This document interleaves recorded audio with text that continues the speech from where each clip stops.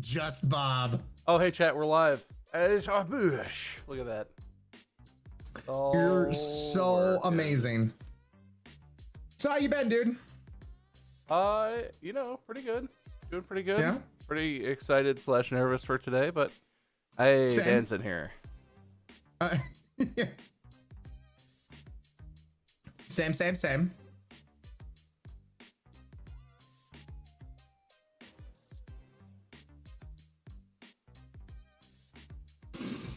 Yeah, Dan is live now. Well, before we get this underway, sir, I wish you... I know we're going to kick ass, but wish you literally all the best, and glad we could get this done together. And I do want to take a quick moment to shout out, this would not have been possible without Mr. New York to Cali being tenacious and amazing.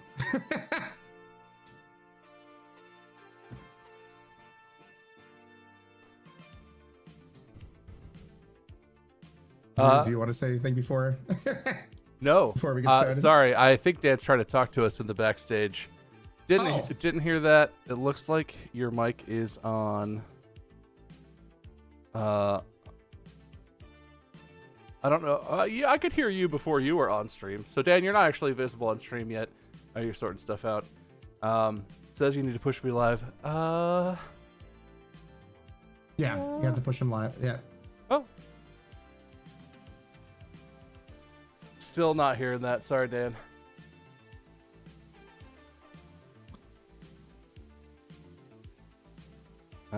We have been there. Oh yeah. We've been doing this show where we would try to get this set up, but without this tool until more recently. The audio stuff. All right. Yes. Yes, Queen. Do this too. I'm getting a lot of echo. Okay. Go ahead and look at the settings in the upper right-hand corner of the backstage and click it, and then click microphone. Yep. And then click echo cancellation off. All right. So I put echo cancellation on. Check. Are you still getting echo? Check. We good? Hello? Hello? We good? Still getting echo. You're getting your own voice echoed? Yeah, it's just my voice that is echoing. Huh. Let me check my setup real quick. I don't think Okay. it's on there. The fun of different setups. Yeah, let me it's think. always. And actually, I'm going to do something here where I'm streaming from a different. I don't have you guys live on my stream yet, but Okay. I will put you. All right, I think you should be live on my channel now. All right. Yes, you're live on your channel. So now I just have to figure out the echo. I don't think. I don't see it. Here, I'm going to turn our mics off. I'll turn off Ryan and I'll turn mine off and see if you still hear it now. All right, let me see if I hear it now. I do still hear it now. Let me just check a few things. I wonder if it's like a monitor function. I don't know. That's weird. Yeah, sometimes I have something going on here. Hold on.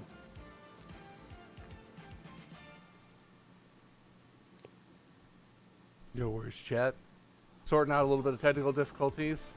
Yeah, no, I think we're narrowing down where the Hello? echo is coming from. Still there. But I'm it's just going to try a completely different scene. Hello, hello? All right. So then it's gone. progress. And now. All right. Oh, no, now it's back. Hold on. Let me just check. It's something with OBS. Because I switched to a different scene. I don't know why it suddenly started happening. I also could possibly just live with it. Yeah. Oh, Is there an additional audio source? and hidden now away it down seems there? it's gone. Oh, Now it's gone. So it was something like something with echo cancellation was not working. And let me check now. I am in a different scene, but I was sitting in the scene and it was there, and then it was not there. Can you hear me? Yeah, you sound great. Let me see if my stream can hear me. Can my stream hear me? Let's see. Can you hear me? Hello, hello, hello. I usually have some lag. They're not responding. No, and frozen screen. Interesting, interesting.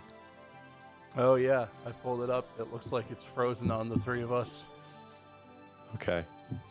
Maybe that's why I solved the echo problem. Here we go. All right. Let's see if it is still frozen. I just toggled the source. Looks like it's unfrozen. And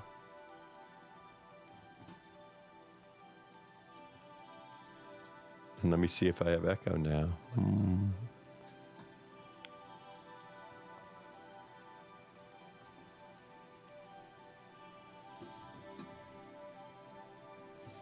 Can you hear me now, by the way? Yeah, Yes, I hear you fine. Okay. I was talking this entire time, but it's like, wait, why can't anyone hear me? we're But just what is happening on ignoring my you, Ryan. channel? Eh. My channel. I see a black Yes, screen I on still your hear you. channel. I do see viewers. It says you're live. I see a refresh. black screen too. Could this be one of those kind of instances where you gotta turn it off and turn it back on? You know, the age-old technological fix.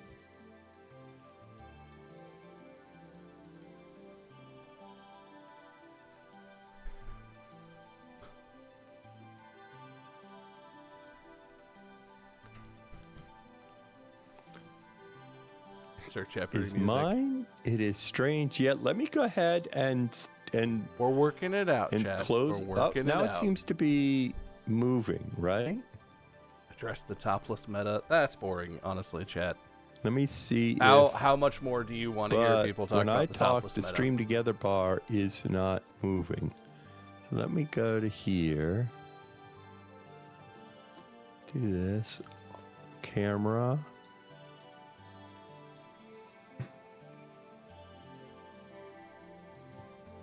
Yeah, let's go ahead and restart the whole damn thing. Okay. Okay, you're gonna have to send me another invite. Yeah. I'll end it Okay. for everybody, and Just send I'll me start another the stream invite. I'm together gonna over. stop OBS and restart the whole thing. Yep. Sure. Okay. Yeah. I'll end it for everybody, and I'll start. I'll Oh, end it I for was hearing everybody, us and on I'll Dan's start the stream. stream together over. Sure. Oh no, chat. Sure. There we go. Invite Ryan. Invite Dan Clancy. We're getting there, chat. Don't worry about it. It's coming. It's happening. Click. Invite. Technical issues. So look, Dan does. If you don't know, Dan Clancy does stream. He tried to get partnered like before TwitchCon, and like it didn't like work out. Because he didn't have the metrics, but he grinded, and I think in November he got partner. Yeah.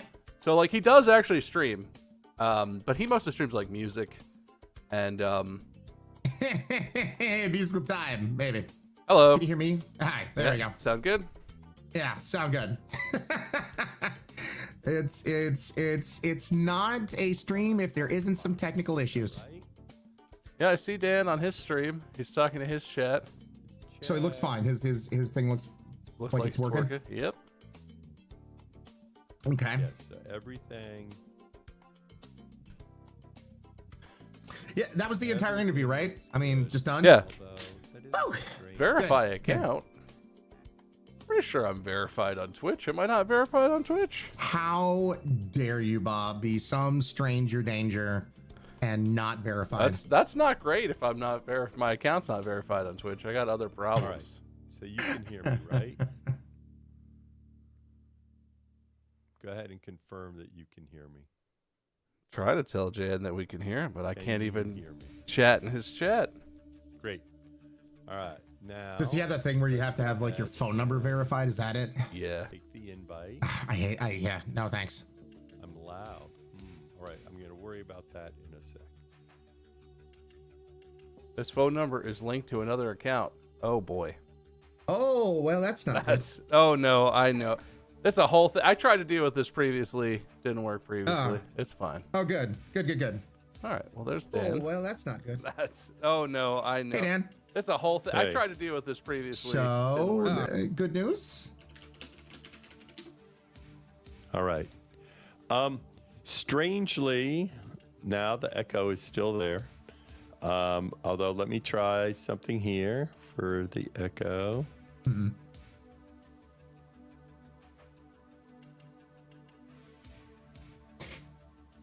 There is Dan, do you have a GoXLR or anything like that? I don't use I have a Wave XLR, but not a Go XLR. Do you have a slider that controls your sound for your web browser? Meaning desktop audio? My GoXLR has like desktop audio, and then I have the browser audio separate. I have to mute the browser audio for whatever reason on my GoXLR to make sure I don't have an echo when we do stream together. And let's see. I want to see what people are hearing on. Let me make sure I don't have make sure I don't have it streamed together. Screen. And let's see. Let me make sure I don't. Because sometimes you always have the problem that you have. Yeah. Yeah, it does sound like on your stream you're getting a refeed of the stream together audio back into your OBS. So I don't know if there's another audio input or if there's a line you can mute on your wave.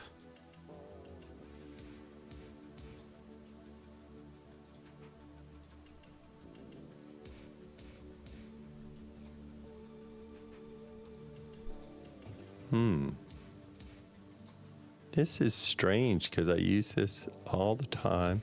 Now I'm going to change my scene collection. I'm going to create a new scene. Oh, God. Just completely fresh. Gotcha. Is the background supposed to be glitchy? Yes, it is, chat. It's an animated, glitchy background. It is. I wish I had an assistant to handle this sort of stuff for me. Do you know how many hours of my life I have spent doing what Dan is doing right now, sitting, staring at OBS, staring at GoXLR, staring at Windows audio settings, and just being like, is that on? No, that's not it. Is this? No. It's the life, chat. I will say there's currently, I think, a Windows update. Literally, my streaming computer has a Windows update By the way, can you hear me? every time I turn it off. Yes, we can. It's fine. And it's like, do you want to update? And I'm like, no. No, I don't want to update. No, thank you.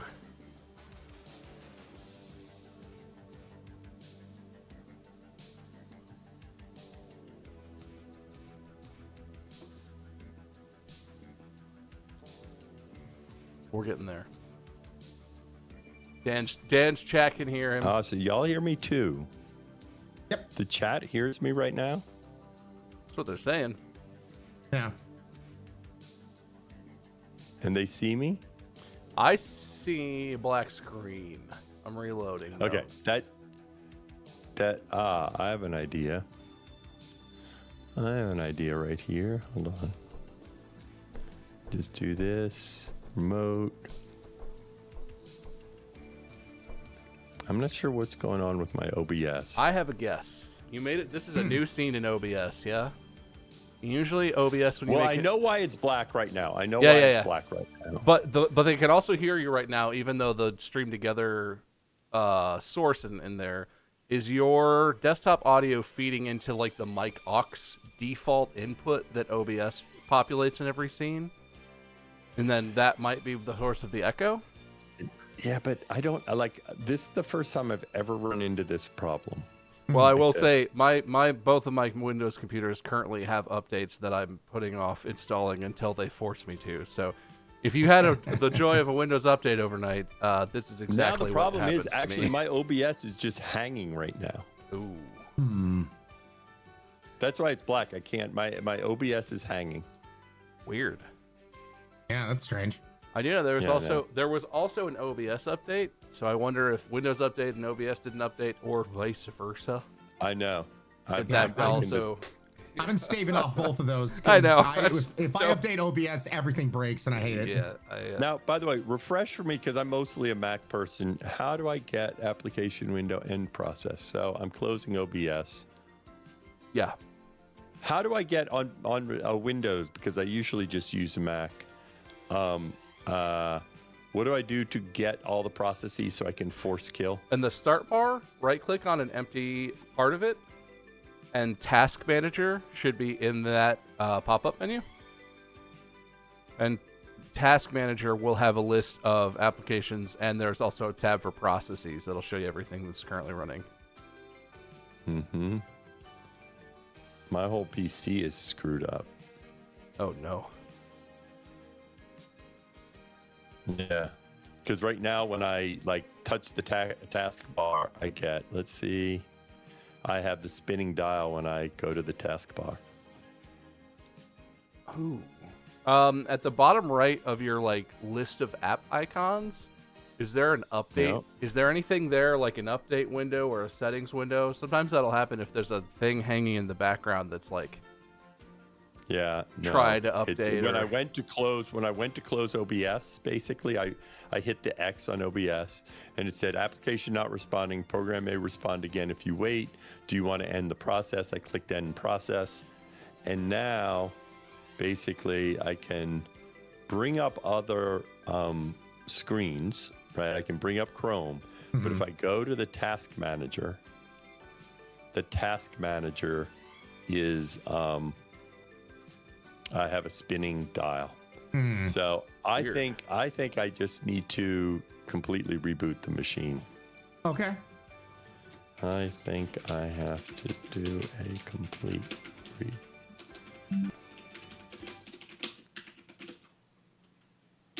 All right, I'm going to hard reboot it. And then send me another invite. Yep. All right, sir.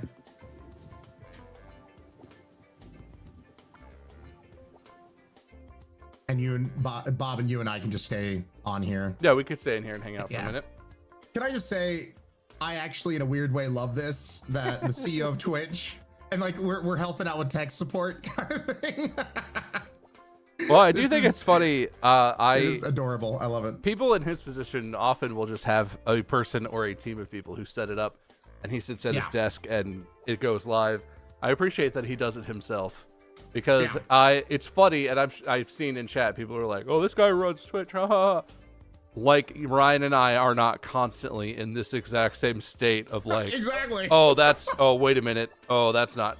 Oh, yeah. It's I like that. I mean, it's very real. Could he have, a team of people, taking care of this, doing his whole setup, not doing it at home, doing it at Twitch HQ, whatever. Totally. Yeah, I can totally have that. But he does it at home. Plus, because he wants to learn this shit himself, he wants to know exactly what we go through. So I love that. I love that about him. And so, yeah, 100% respect that he's trying to learn the shit that we go through. So, well, I was telling my chat, do you know the story? He made partner in November. Mm-hmm. Yeah, we've talked about it with him. But yeah, I want to talk about it with him. But yeah, no, I saw that. So, I love his whole entire approach. I will say this: the cinematic person in me, when he was on that wider camera, all the headroom, I just want to grab the camera and just bring it down. It's like, why do you have so much headroom? Well, sir? I think that's a standing angle for him usually. Yeah. But no, it totally is. Oh Lord, no, this is awesome. I love this. and typically, let's also be honest, CEOs normally don't do this kind of shit too. Like go on shows that aren't some kind of an official in some way, shape, or form, and interview and talk to people. So, I think some extension of understanding is good to have because this is awesome. We'll get him on here, chat. We'll get him on here. Don't worry. And it gave me a chance to finish my apple anyway.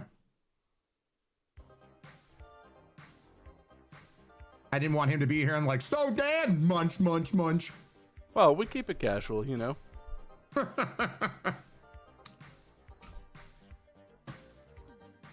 There we go. All right, I am gonna send him a new invite. Yep. Gave it a minute to chill out, so Yeah, if you got those Windows updates or OBS updates, that is the first way to get things screwed up. all right, Ryan, let's keep it spicy while we're waiting. In chat, one specific chatter Fire Ghost is talking about. They said I should ask Dan about. Oh, hey, there's Dan. Well, we'll ask Dan about that later. But I have a Sure. response to you, chat. But we'll talk about that later. Sure. He's back. That was a quick restart. Yep. Okay. I am live. You can hear me. You know what? I still hear my echo, but I'm not going to bother with it. As long as the stream look doesn't into hear my stream on the echo. line. Which, let me just see something here. All right. Let me see if I'm live now.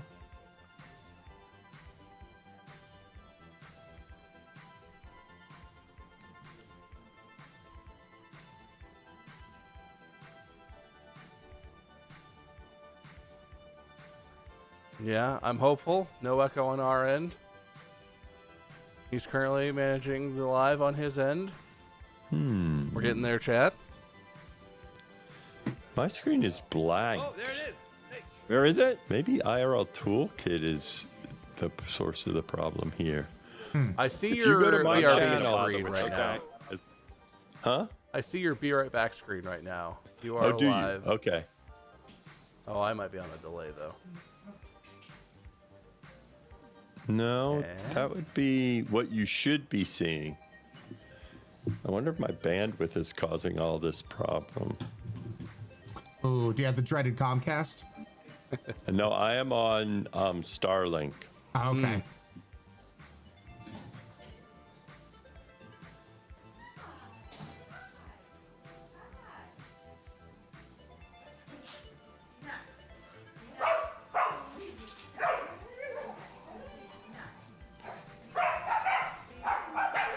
Anyway, chat. It's coming. He does have a black screen on his stream right So now. mine is still Be Right Back. I see black now on the live stream on my version of your stream. Yeah, this is a Run IRL problem right now. Ah. 'Cause in fact, because I'm going through Run IRL. And let's see when I speak. Okay, now I'm going to go to stream for I don't my... know what that is, chat. Does he work out of a log cabin? Probably. It looks pretty log cabin-ish, doesn't it?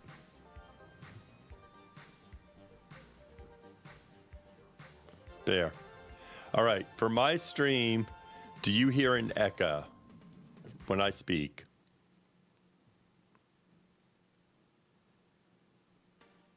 I'm going to keep speaking. We see the full screen. Is there any echo from me?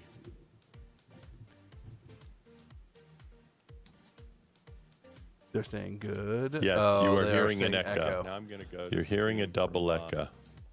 Oh, no. Okay, I'm going to go back to what I did before.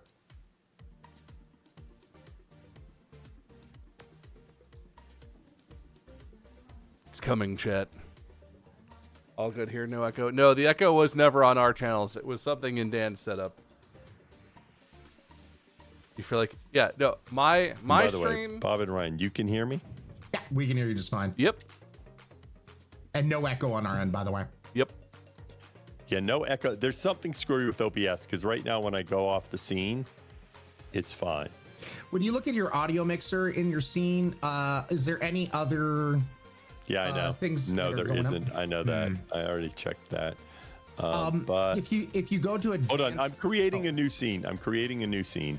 okay. So Here we go, chat. let me just hold off on this. I need to get the copy URL, browser source. It's coming. His office does have a Paste. cozy vibe, chat. Plot twist, this stream is just troubleshooting audio. It's actually had a way more important stream following this one. where he's going to be talking to real people, possibly journalists. And now, not us. It's fit wrong. So transform, fit to screen, and I am streaming that. You can hear me. Mm-hmm. And I think we have fixed it. I do not know what was going on, but I have fixed it. Nice. All right. Yes. There's something strange happening, and I don't know what it is because I know the scene I was using is one that I always stream from, and I always stream from using Stream Together. Yeah. So that is a challenge with OBS, that sometimes OBS just, in this case, usually I'm like, oh, it's because I screwed something up. In this case, I'm pretty confident I did not screw something up. I'm pretty confident OBS screwed something up between what I do all the time. No worries. Like I said, we were actually just talking about this, is that, Murphy's Law is always a thing you have to be very comfortable with when you're doing this as a profession. So it is all good. Yes. Well, a part of it, in other words, when you don't do it with live streaming, you get on like 40 minutes before, an hour before, and do all this tech check and do all this. And it's so often it just works. Yeah. Now, like, I don't bother with that. And then when it doesn't work, it doesn't work. And boy, does it not work. Yeah. All right, Totally well, let's get in. Let's start having fun. Enough with the... We made everyone watch us, do this tech debug. So let's not waste any more time. Well, first of all, Dad, I just have to say thank you so much for agreeing to come in here. I'm glad we could get our schedules to work out so you could come on here. Did you have a good Christmas at least? I had a great Christmas. Good. Relaxing. It is we did an early one because my daughter is 25. Is going down to see her in-laws, and so we decided our Christmas was Wednesday or something like that, and then did another one yesterday. But it was weird because we did the whole Christmas Eve and then Christmas Day, and then it was like 4 days before, and then I felt like on Friday I was like, well, it's after Christmas, right? Like, no, it's not after Christmas. Oh, okay. Well, glad to hear you had an amazing time. I feel like we could get in the meat into it. Bob, do you wanna kick us off here, good sir? Yes, I would love to.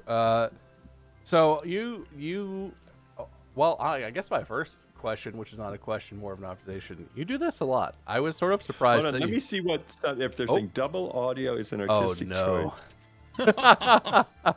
Hold on, is my audio not good? Oh no. Like, you sound fine to me, but I don't have your stream up anymore. Are they saying the echo is back on your end? Let's see. Dan, the only thing I was going to suggest earlier, potentially, because if you have the audio coming on in through the scene and that kind of thing, and this is something that's plagued me a few times. In Audio Mixer on OBS, you have the three little dots, for whatever. I know it. Yeah. Okay, going to advanced audio properties, and like you have that monitor off and that kind of thing. Like that could be the problem. Yep, that is off. In fact, all I have is a single thing. And let me just see. I know what I'm going to do. Audio is bad. All right, I'm determined to fix this, and I think I know how I'm going to fix this. All right. I don't know. This may not work, but let me see.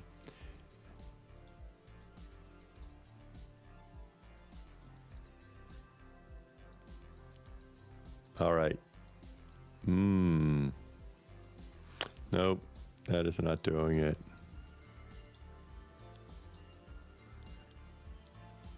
Now we're going back to controlling audio. This is calm down. Determined to fix this. It's really bizarre.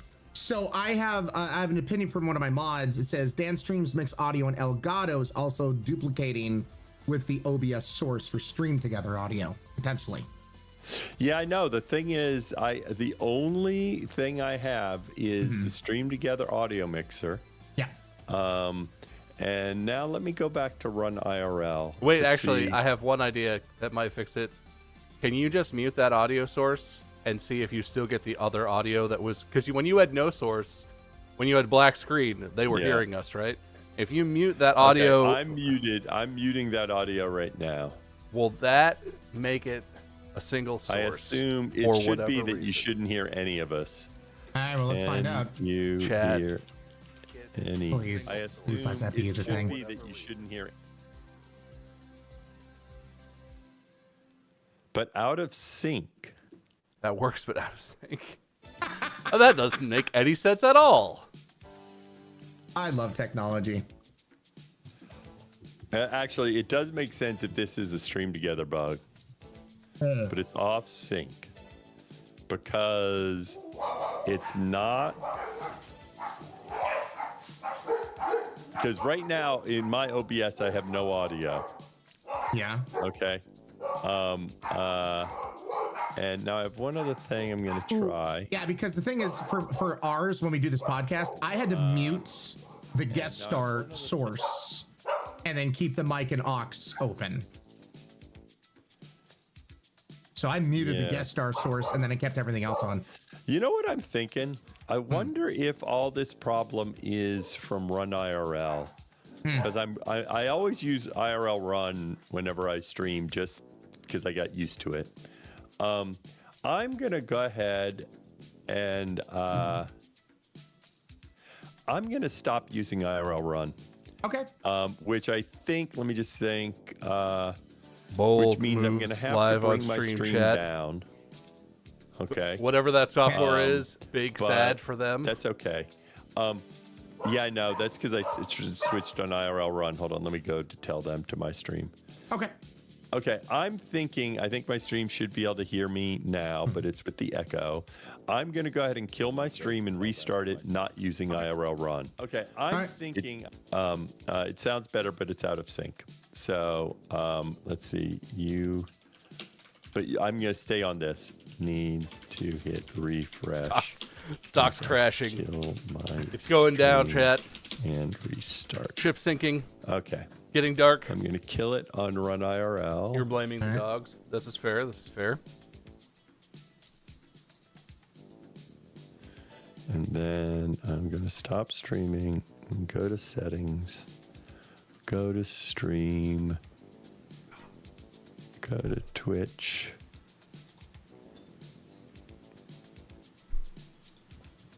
To Juvenile that I still use fidget spinners, chat.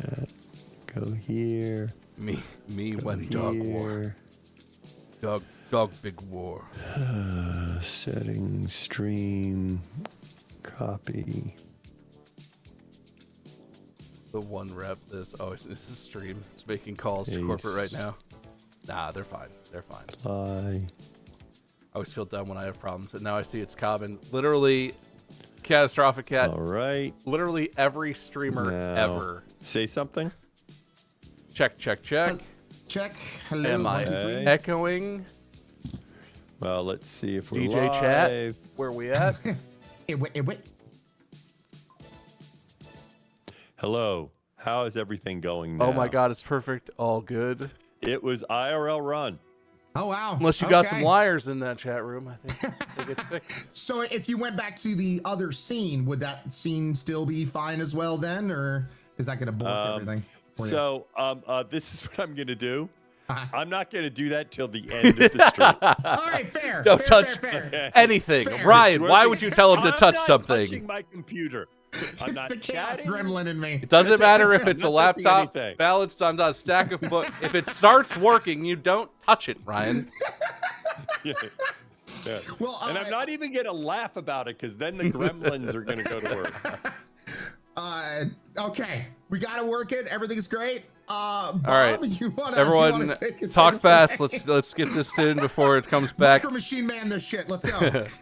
No, so yeah, so I guess what I was interested in starting with is you've talked about this a lot, and your career is fascinating, Dan. It is. And you have specifically, I think it's very interesting that you have a PhD in AI. Technically, is that correct? You're just in artificial intelligence. Yes, that is technically correct. That's very cool. I will say I don't know a lot. But my wife has a PhD in statistics, and she's currently a scientific researcher. She works with a lot of like neural networks and adjacent to and with a lot of current AI stuff.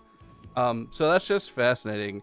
But in another interview that I saw you do, you talked about how when you came out with your PhD, you came out of grad school in '98, I believe it was, and you described it as coming out in the winter of AI.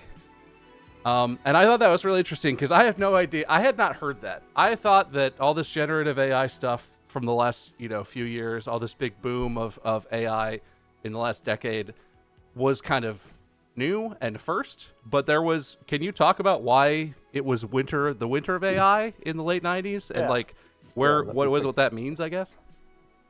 Yeah.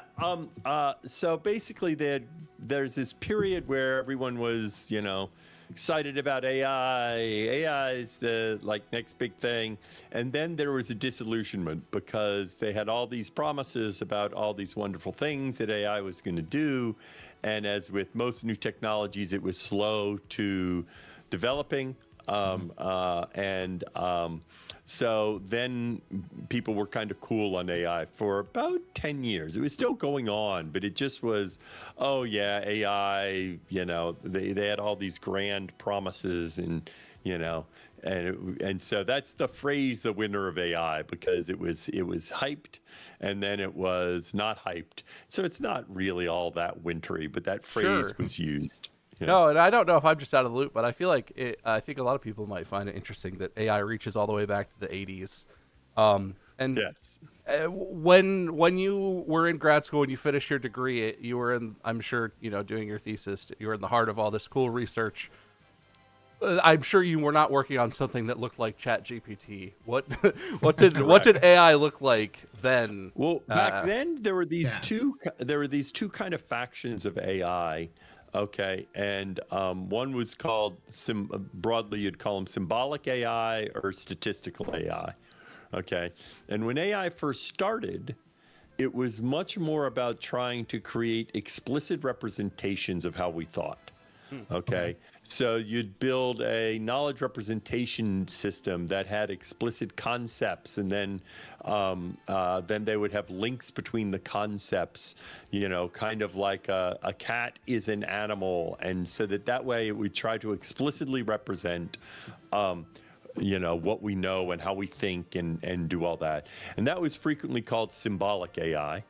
And then you had, it basically, while I was in school, you had the rise of statistical machine learning.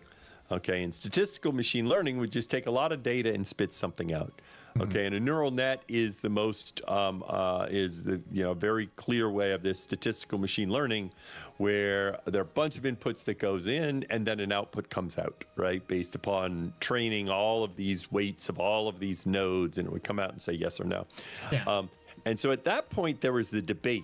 Okay, and of course there's certain phrases like, well, when you use statistical machine learning, you can't explain it, and you have to be able to explain it. And basically, statistical machine learning won hands down. That 95% of what we call AI these days is all based upon statistical machine learning. I just by chance ended up getting my PhD in an area of symbolic AI. In this area called qualitative reasoning that tried to represent how we reason about physical systems. And I often say, I just happened into my PhD because I met an advisor I liked. He said, oh, work on this. I worked on it. Like, I didn't understand the field. I did not understand all these meta things that I understand now.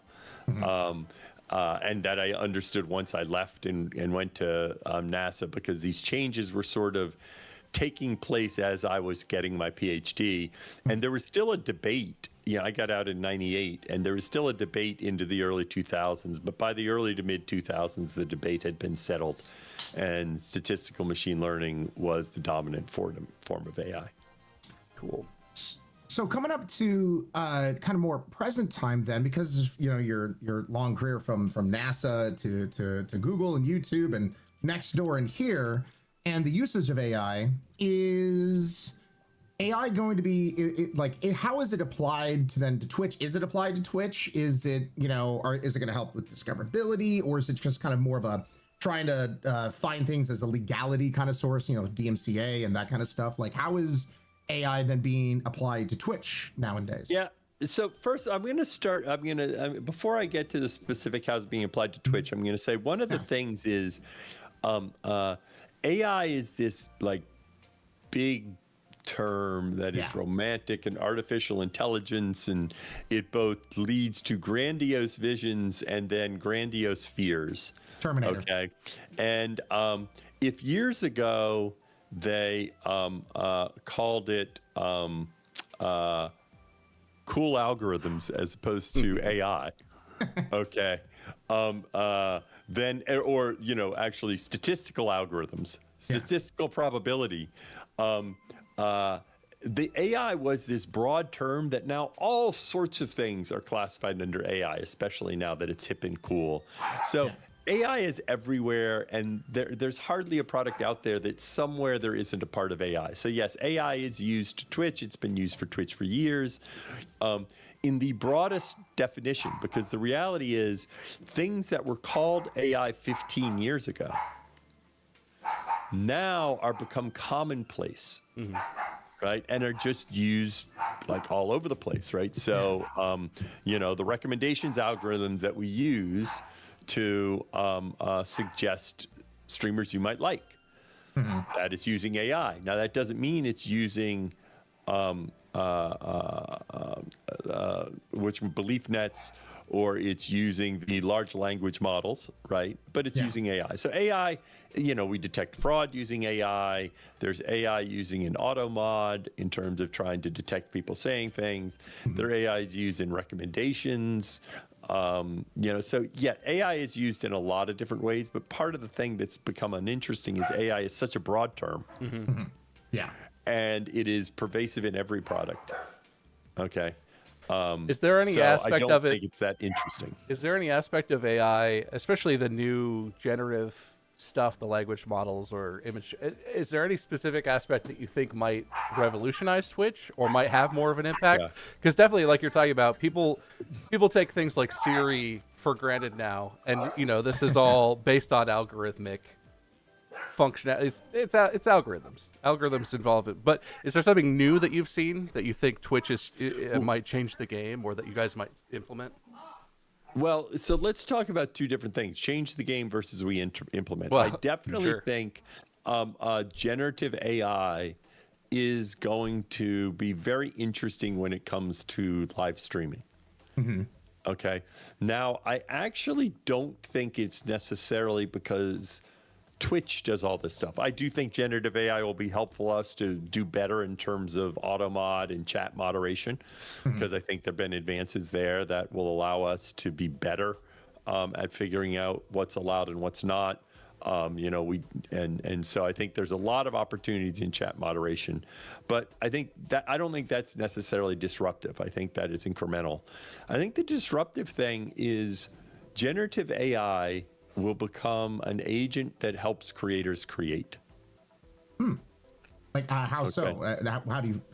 Well, let's take one idea that let's take a simple example. So one of the things that you two do when you stream is you play off each other. Yeah. Right? And it makes it more interesting. Okay. One of you says something, you'll argue. Okay. I will note that y'all even like to have some visual distinctions, right? You know, Ryan's got his red hair, you know, it's like he's trying to be a little more flamboyant, you know. What if a streamer can just have a virtual agent that is their counter that they hang out and chat with? Okay. And that AI can create and it could be a good Dan or a bad Dan. It could be and you look at VTubing, right? And now, of course, VTubing have all these characters, but suppose I could have a version of Dan that I would get into conversations with. So like an angel on your shoulder and a devil on your shoulder? An angel on my shoulder. Yeah, like an angel on my shoulder and a devil on my shoulder. And I talk back and forth to them. Right? That'd be hilarious. That's just a way that, because, you know, a big part of streaming is sitting here, by yourself, trying to be entertaining. right? Yeah. And I think generative AI will help you be more entertaining by giving you a big part of streaming is responding to some stimulus. Right? That's a big part. If you look at people that do just chatting, they're using their chat as stimulus. Okay. Sometimes people go on Twitter for stimulus, right? To say interesting things. Now you can create stimulus like by having, and the technology isn't, quite there, but it'll be there, where you can create stimulus where if you want to have a political debate on a topic, or some issue, you can probably create somebody that gives you stimulus to then respond to. Yeah. And so I think there'll be a lot of things that creators do. But I think the heart of Twitch will still be the same, because the reason people watch Twitch is community and emotional connection to the creator. I don't think AI will ever replace the creator. It will be an augmentation.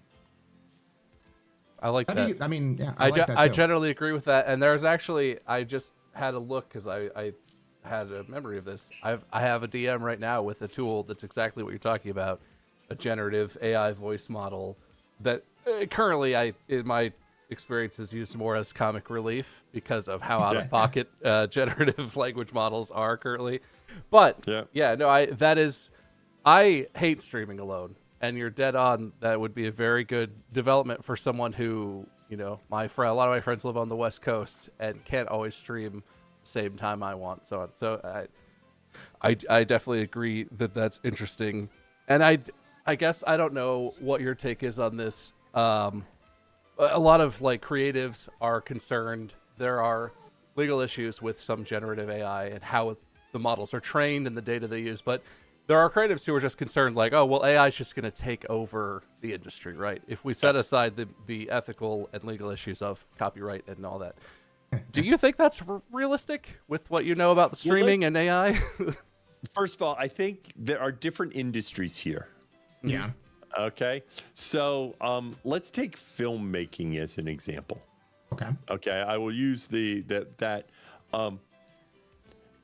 right now to create a high budget, film of superheroes, tranching across the planet and doing all sorts of things costs $1 gazillion, right? It's a good number. I expect due to AI, right, the cost of creating these lifelike experiences through CGI and other things will become cheaper. Okay. And that will impact people that make their living through CGI now, because there are certain technologies that, given that it costs $1 gazillion to make this movie, somebody is receiving $1 gazillion. Right? And if the technology comes along that they can make a Marvel superheroes movie for less money, then they'll make the Marvel superhero movie for less money. Okay. Do I think you're going to have AI that's going to build a movie that we all love that has a narrative plot? No, I don't think there's any way that AI is going to do that. Now, let me get to the area where I think there is a real issue. For all creative, and it depends on the expressiveness of the creativity. A still image is the simplest example. Okay. It gets harder as you have a narrative plot of a 2-hour TV show, right? That gets much harder to mimic the creativity and expressiveness of human beings. But let's just start with a still image. There are a lot of artists and creators that fund their life and their ability to do really unique creation through what I'll call everyday tasks. Okay. Yeah. There's a voice actor who dreamed of being a star on Broadway, but they fund their lives by doing voice acting for a commercial. Yeah. Right. Where they read a bit, nobody knows who they are, blah, blah, blah. Okay. Yeah. And of course, there are a lot of artists that fund their life by doing fairly straightforward visual graphics for a poster. Someone says, yeah, I need an elephant and a palm tree on a sunset. Okay, for this poster. Can you do the poster? Yeah, it'll cost you, $250 and they spend an hour and they create it and they make $250 from that hour and then they do it for another. I think there's a real challenge because I do think there is what I will call not the amazingly uniquely creative stuff that artists do. Okay. But the mundane, everyday, yeah, I can churn that out for you. I think there are many creatives that fund their lives through things that are not their full artistic expression.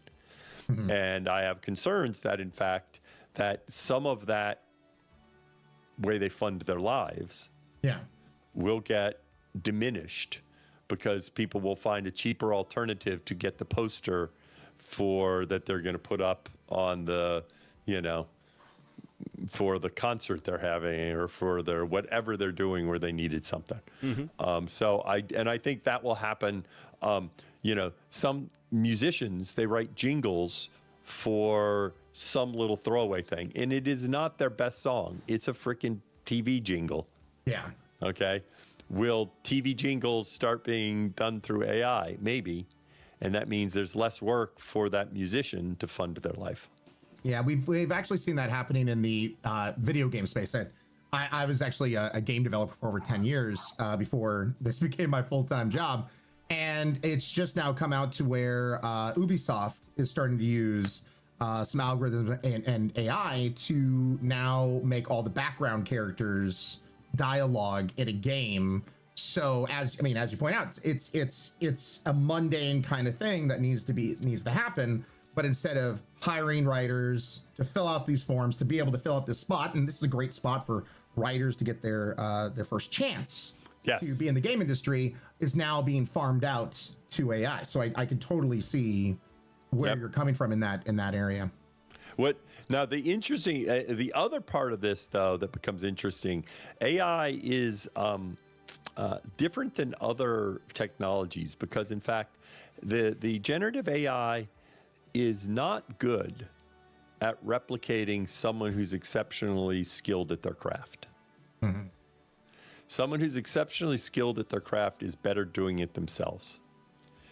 Someone who is kind of skilled at their craft, though, generative AI sometimes can make that kind of skilled person much more skilled because they get good at using generative AI and then they tweak it. Right. Yeah. So, they're trying to write lyrics. They're not very good at writing lyrics. They get the generative AI to give them a first pass at some lyrics, and then they polish it, they hone it, they improve it a little bit.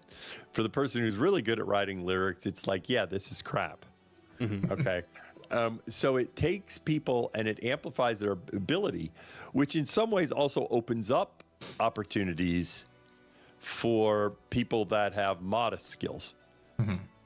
Which just is an interesting twist. Let's take writing, right? There are a lot of people that in their professional career, they're maybe so-so writers, but they can use generative AI to turn a so-so writer into a pretty good writer. And now this person actually might be able to advance at work.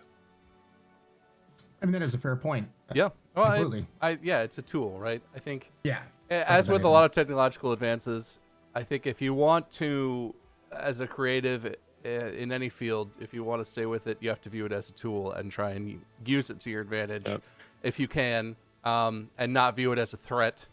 And I think this is a generational thing. When robots started doing the welding in car factories, there were a lot of human welders who lost that gig, but it just changes the kind of jobs. And again, I'm not an expert on this, but this is not the first time this happened.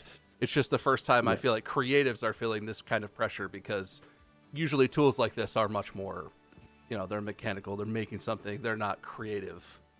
It's not a software thing. Quotes, creative. Now let's go to this concept. I know in my chat they're bringing it up, but what would happen when AGI is developed? And AGI is artificial general intelligence, which is just like it emulates a human as basically as accurately as possible, right? Would be what that is. Yeah. Is the idea. Now, personally, I think this whole fascination and these claims about being proximate to AGI are fantastical and just wrong. And in fact, I think it diminishes human intelligence. Okay?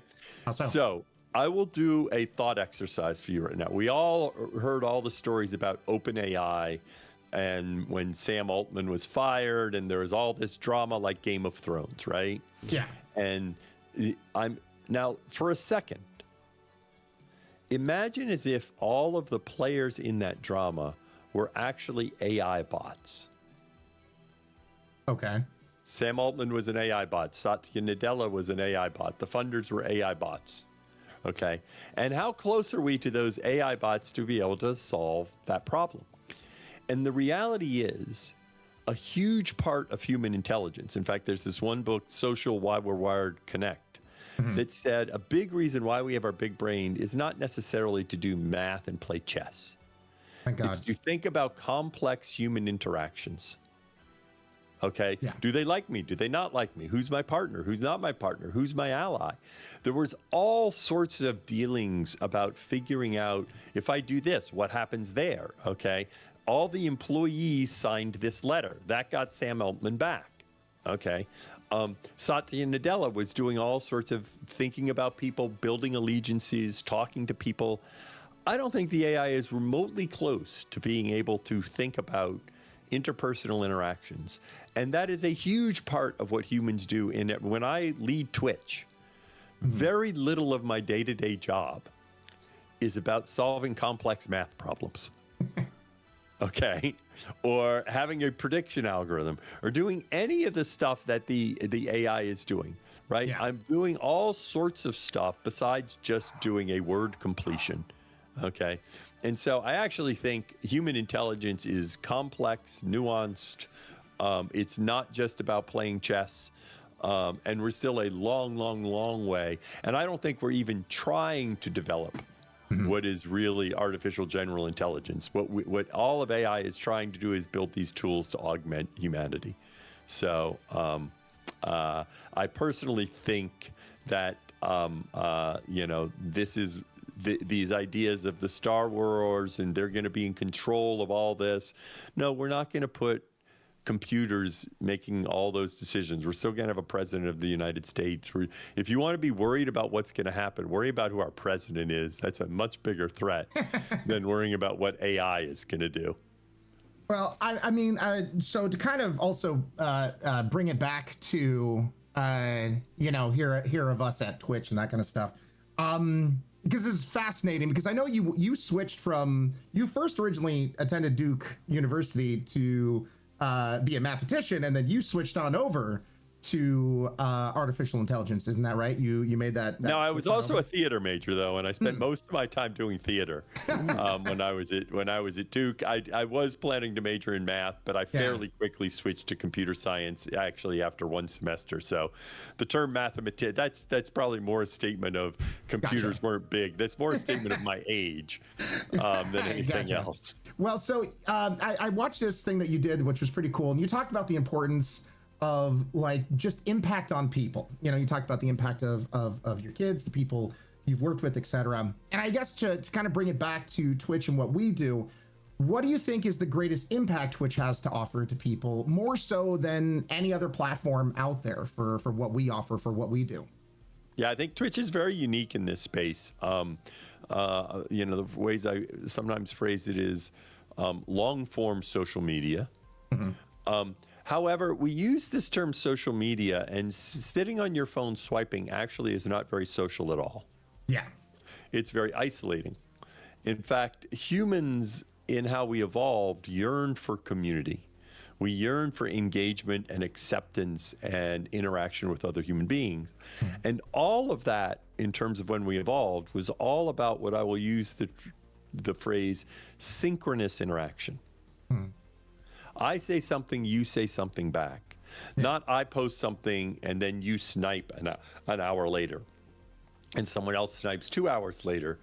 That this sense of belonging, I think, and acceptance and community, I do not think community actually develops asynchronously. And by asynchronously, just for everyone listening, I mean where I can post something and then you respond 2 hours later, right? That is communication. That is not community. And I think community is foundational to us as human beings. I think you see one of the really good things of Twitch is you find these people, there are lots of people that have found their tribe on Twitch. They're a little different. They didn't find it in their high school. They don't find it in their local community. And they find a place where they're accepted and where they belong. And I think that is the essence of what we seek as human beings. And I think Twitch, what makes it unique is it has an aspect of long form TV, like watching Netflix. Okay. It doesn't have the narrative plot, right? In fact, what I'm attached to is the individual that's streaming. But the difference is I'm doing it with other people. Right? And people always say, oh, well, why don't y'all spend more on your VODs, right? Because then I can watch the VOD later. Yeah. And that, of course, is focusing on whatever words you two have to say. Okay. And now, as a podcaster, a big part of your content with podcasting is creating content Yeah. that then is interesting once edited down to live on. And so that's an interesting form of content. But the reason people like watching it live, and of course, most streamers on Twitch don't do what I'd call as podcasting, is because they're staring at chat and they're interacting with chat, and chat is interacting with each other. You know, I'm sitting here watching my chat right now, and, you know, I have not been speaking to chat, but they're speaking to each other. Yeah. Right? And that sense of long form, but community is unique because there really aren't other platforms. And the key difference, people often say, oh, well, there's live streaming on, you know, on TikTok or YouTube or all these other platforms. A key part of community isn't just one person speaking and another person responding. It is that over time, you build connections with different people. And those connections, a phrase that I often use is deep, meaningful relationships all start through light, shallow interactions. And every deep, meaningful relationship you had at some point started with a light, shallow interaction. And on Twitch, people stay for a while. So on TikTok, there are people saying things. But a day later, if you go to the same streamer, you don't see the same person because it's just a bunch of people making noise. Yeah. Right? And on Twitch, you get a community. People start seeing each other. People start building an identity. People recognize the names. And that's why community is created. And so I think we are very different than TikTok or YouTube for that matter. And that's why I often use the phrase community-centric live streaming. I love Okay, I that. like I that. was actually just talking about that with family over the holidays. Is that there are still great TV shows that release, you know, weekly on HBO or wherever, and everyone, you know, people will still watch the new Star Wars show, but it's not the same as knowing right now 7 Eastern, 4 Central, this show is on and we're all watching it.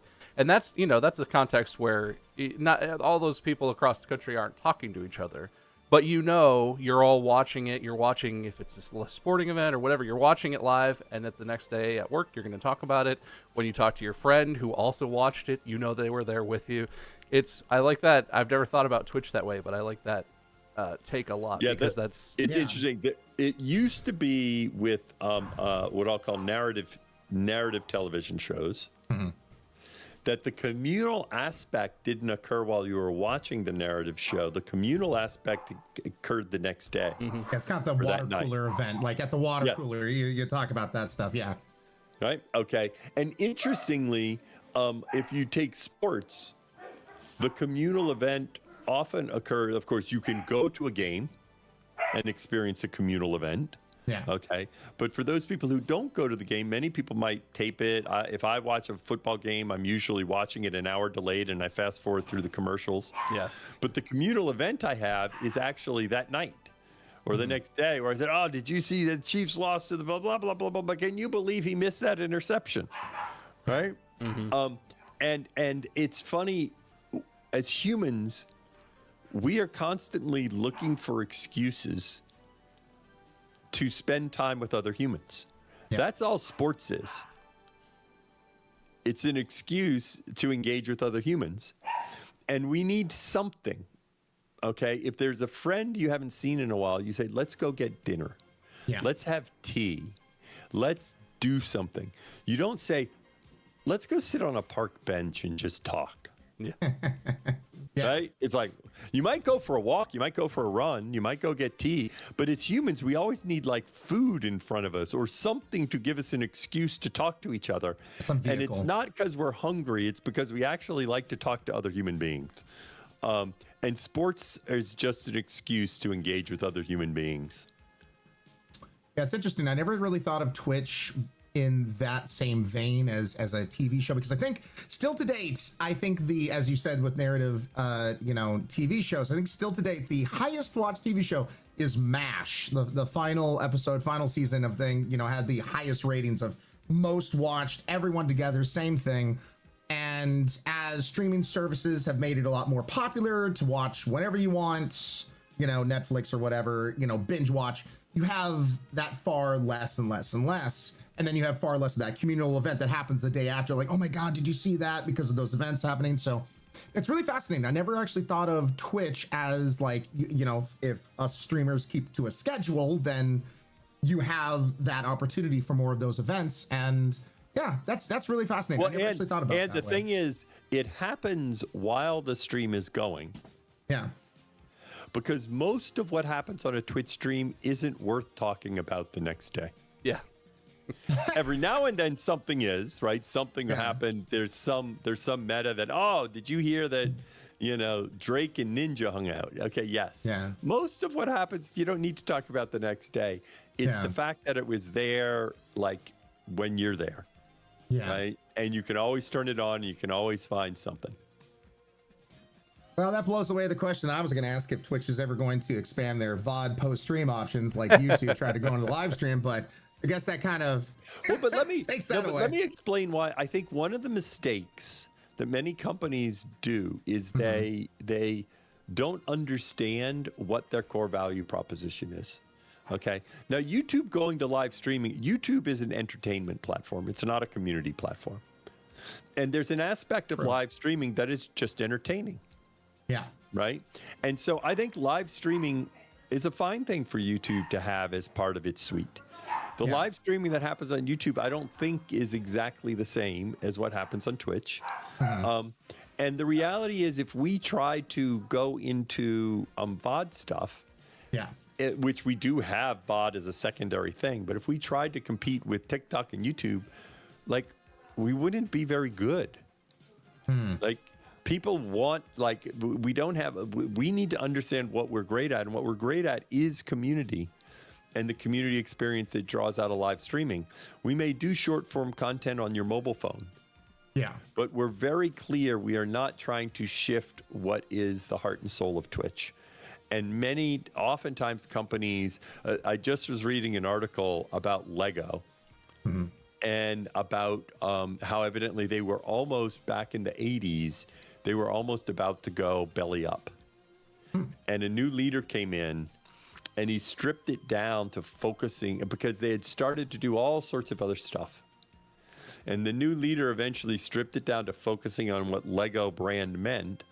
And he focused on growing the blocks and the use of Lego. And then there's all sorts of other things that grow out of it. But part of it was Lego had lost a sense of where its foundation was. Okay.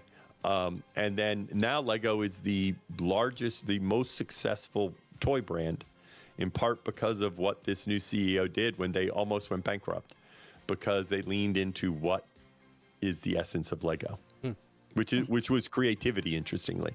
It's people being able to create things through these simple blocks. That's cool. I mean, it's kind of reminds me back to one of my favorite art teachers said, you can be good at a lot of things or you can be excellent at one thing. And so it sounds kind of like, you guys have one thing that you're really honed in on and focused on. And to be fair, it's also kind of nice having a platform that's not trying to do what every other platform is trying to do. Like, oh, that's popular, let's make stories, or like, this is popular. It's, just trying to bring everything in together. So I like that. Users, it's funny, recently with the renaming of X, which I think makes no sense, because there's this concept of an everything app. Yeah. Users don't want everything apps. Yeah. Companies may want everything apps. Users don't want everything apps. They like going to TikTok. Now, I think when you do something like YouTube is doing, is morphing to shorts, I think it makes a ton of sense, because that is another form of a VOD YouTube absolutely should do that. Okay, because there's something about shorts which is more compelling than a 5-minute video or 10-minute video. We're in a different space with live. But people don't want one place to do everything. People go to the best app to do what that app is best at. Yeah. All right. I don't want to completely derail. This is, I love that take, and that's an interesting conversation. But something came up that I hadn't seen in my prep for this, and I thought it was fascinating. Okay. You were a theater major at Duke. Did you? I was. I know you're a musician, and I had some stuff about that because I'm curious, I guess, about your artistic side. And I was curious who brought music into your life, but I had no idea you were also a theater major. What, I guess, what sort of performance creativity stuff have you been involved with? Is that the all of it? Have you done anything else on the performance side? The interesting thing is, I think we all have these different sides to who we are, and then they get manifest in different ways, and then and we often break them down into boxes, right? And I did a lot of theater in high school and in college. Interestingly, much, and I think I was drawn to it, and like many people, all of us are creators, right? At our heart, we all create. We think like, oh, this person is creative, this person is not creative. As human beings, the nature of being a human being is to create and to think differently about things. And so I have a big creative aspect of who I am. And that manifested itself in my professional career in many ways, because part of what I had to do is be creative in my professional reel. But when I was younger, it manifested itself through theater. I taught myself piano. I would sing as part of theater. Taught yourself? I did not.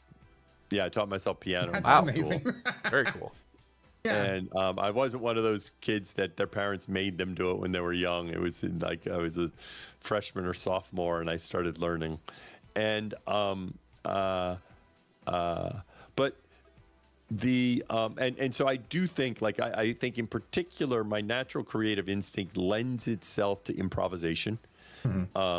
And interesting, I think that has benefited me in my professional career. I'm good at thinking on my feet. I'm good at, there's just this interesting synergy with Twitch, because I think Twitch is basically the improvisational theater is what Twitch is. Yeah. Right. Very much And so Twitch as a platform naturally fits into something that I think I have a natural aptitude to and infinity, and I enjoy. And so when I've started streaming, I've really enjoyed it. And because I think I'm good at it, we often enjoy things we're good at. And because I like doing improvisational stuff.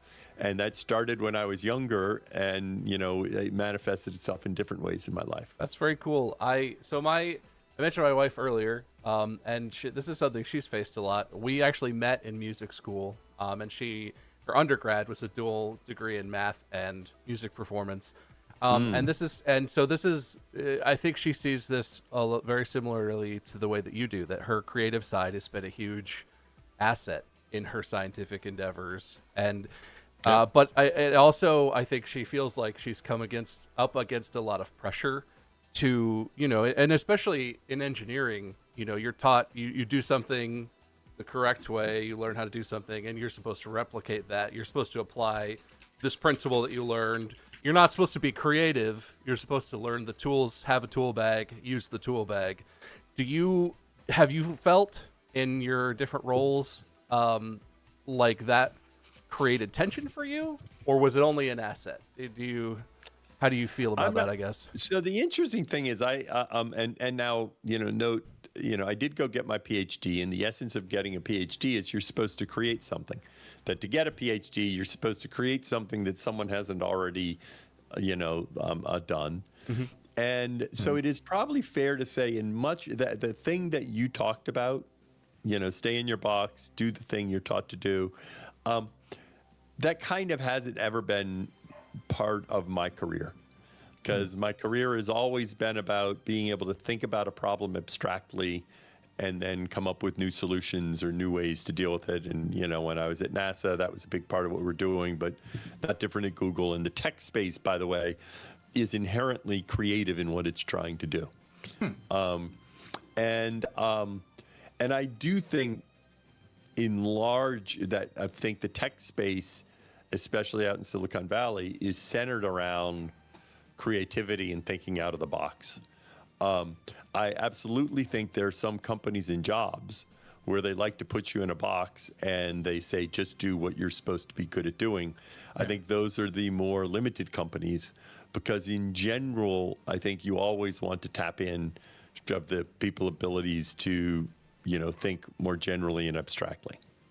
This actually, I was going to save this question near the end, but since we're already here and Solar kind of round it, you once quoted Tom Petty in a blog about time to move on. When you decided to take a big step and move on from Google, a place where you'd spent over 9 years and you'd done Google Books.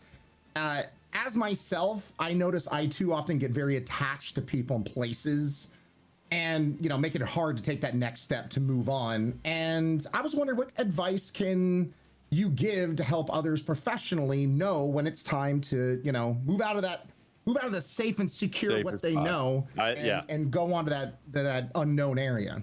I think it's a great topic. I'm reading this book, Hidden Potential by Adam Grant, that goes into this because as humans, we have this dichotomy. Yeah. We yearn for that safety and security of that thing we know. Yeah. But at the same time, we are designed to adapt to and welcome new challenges. And this dichotomy of our life is something that we all struggle with, and different people are at different points on this spectrum. And I often think about, go back in time, and I can imagine there being some village where people are saying, wow, we have a lot of fruit, and this is really a cool place. Let's just hang here. And there's someone who says, no, there's going to be something better out there.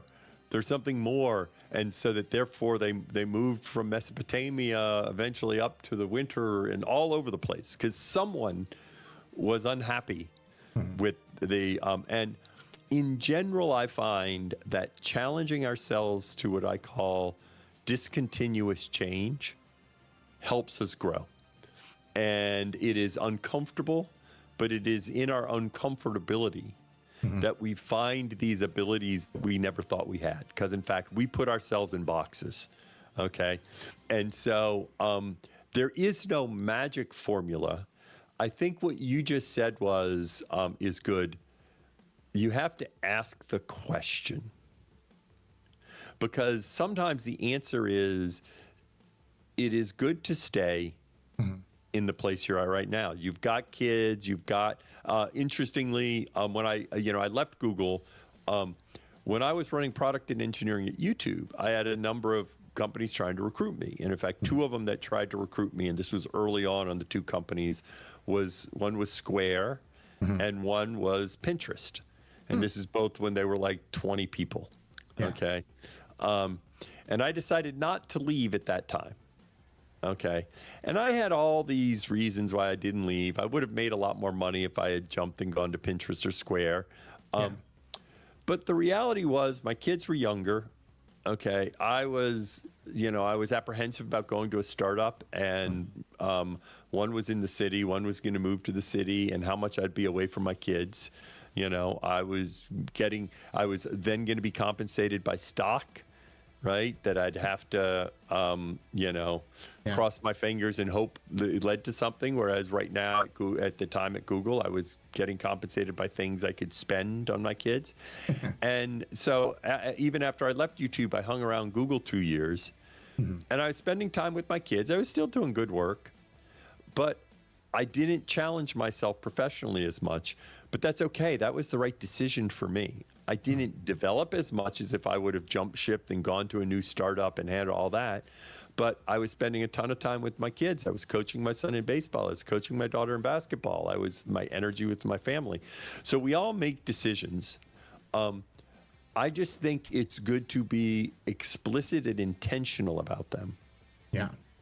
Rather than implicit and just doing today what you did yesterday because, well, I did it yesterday, so I should do it today.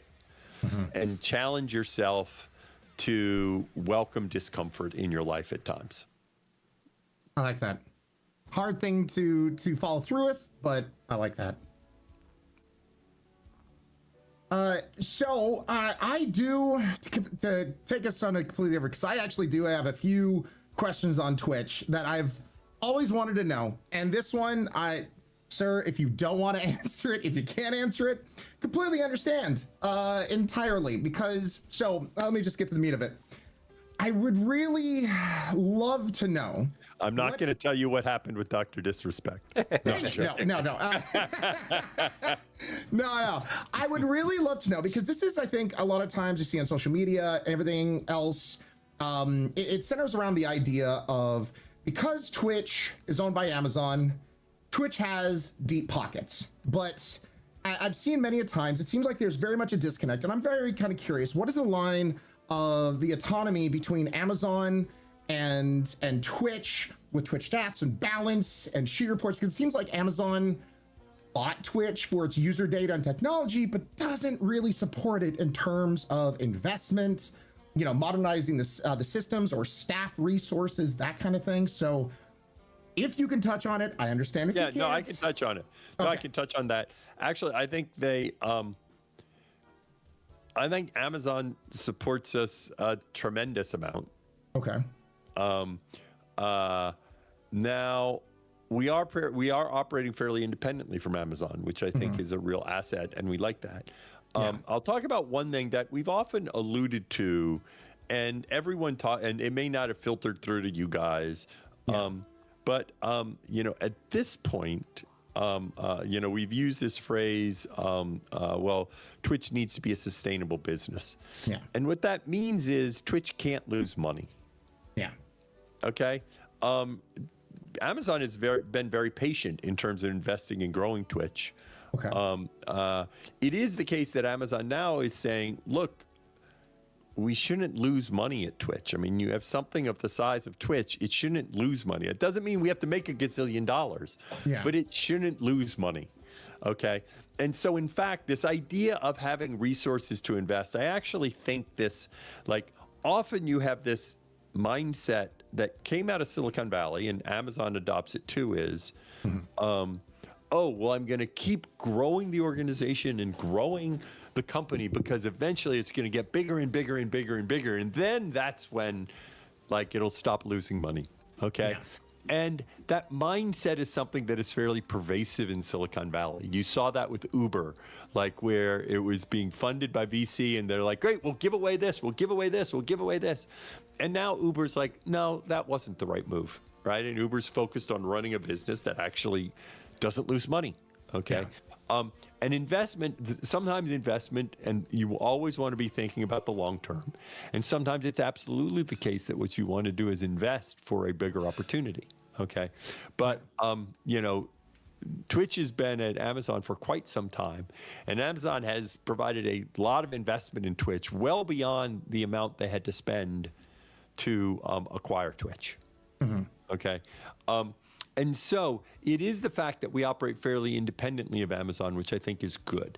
I'm not going to go to why Amazon acquired Twitch. I wasn't here then. We can conjecture. I think they had certain ideas. I think Twitch is probably different from where they thought it would end up being in terms of integrated into other parts of Amazon. And in fact, I think it's great the way both Bezos and Andy Jassy has kind of really respected Twitch as a platform and let us operate independently of the rest of Amazon. And I think that,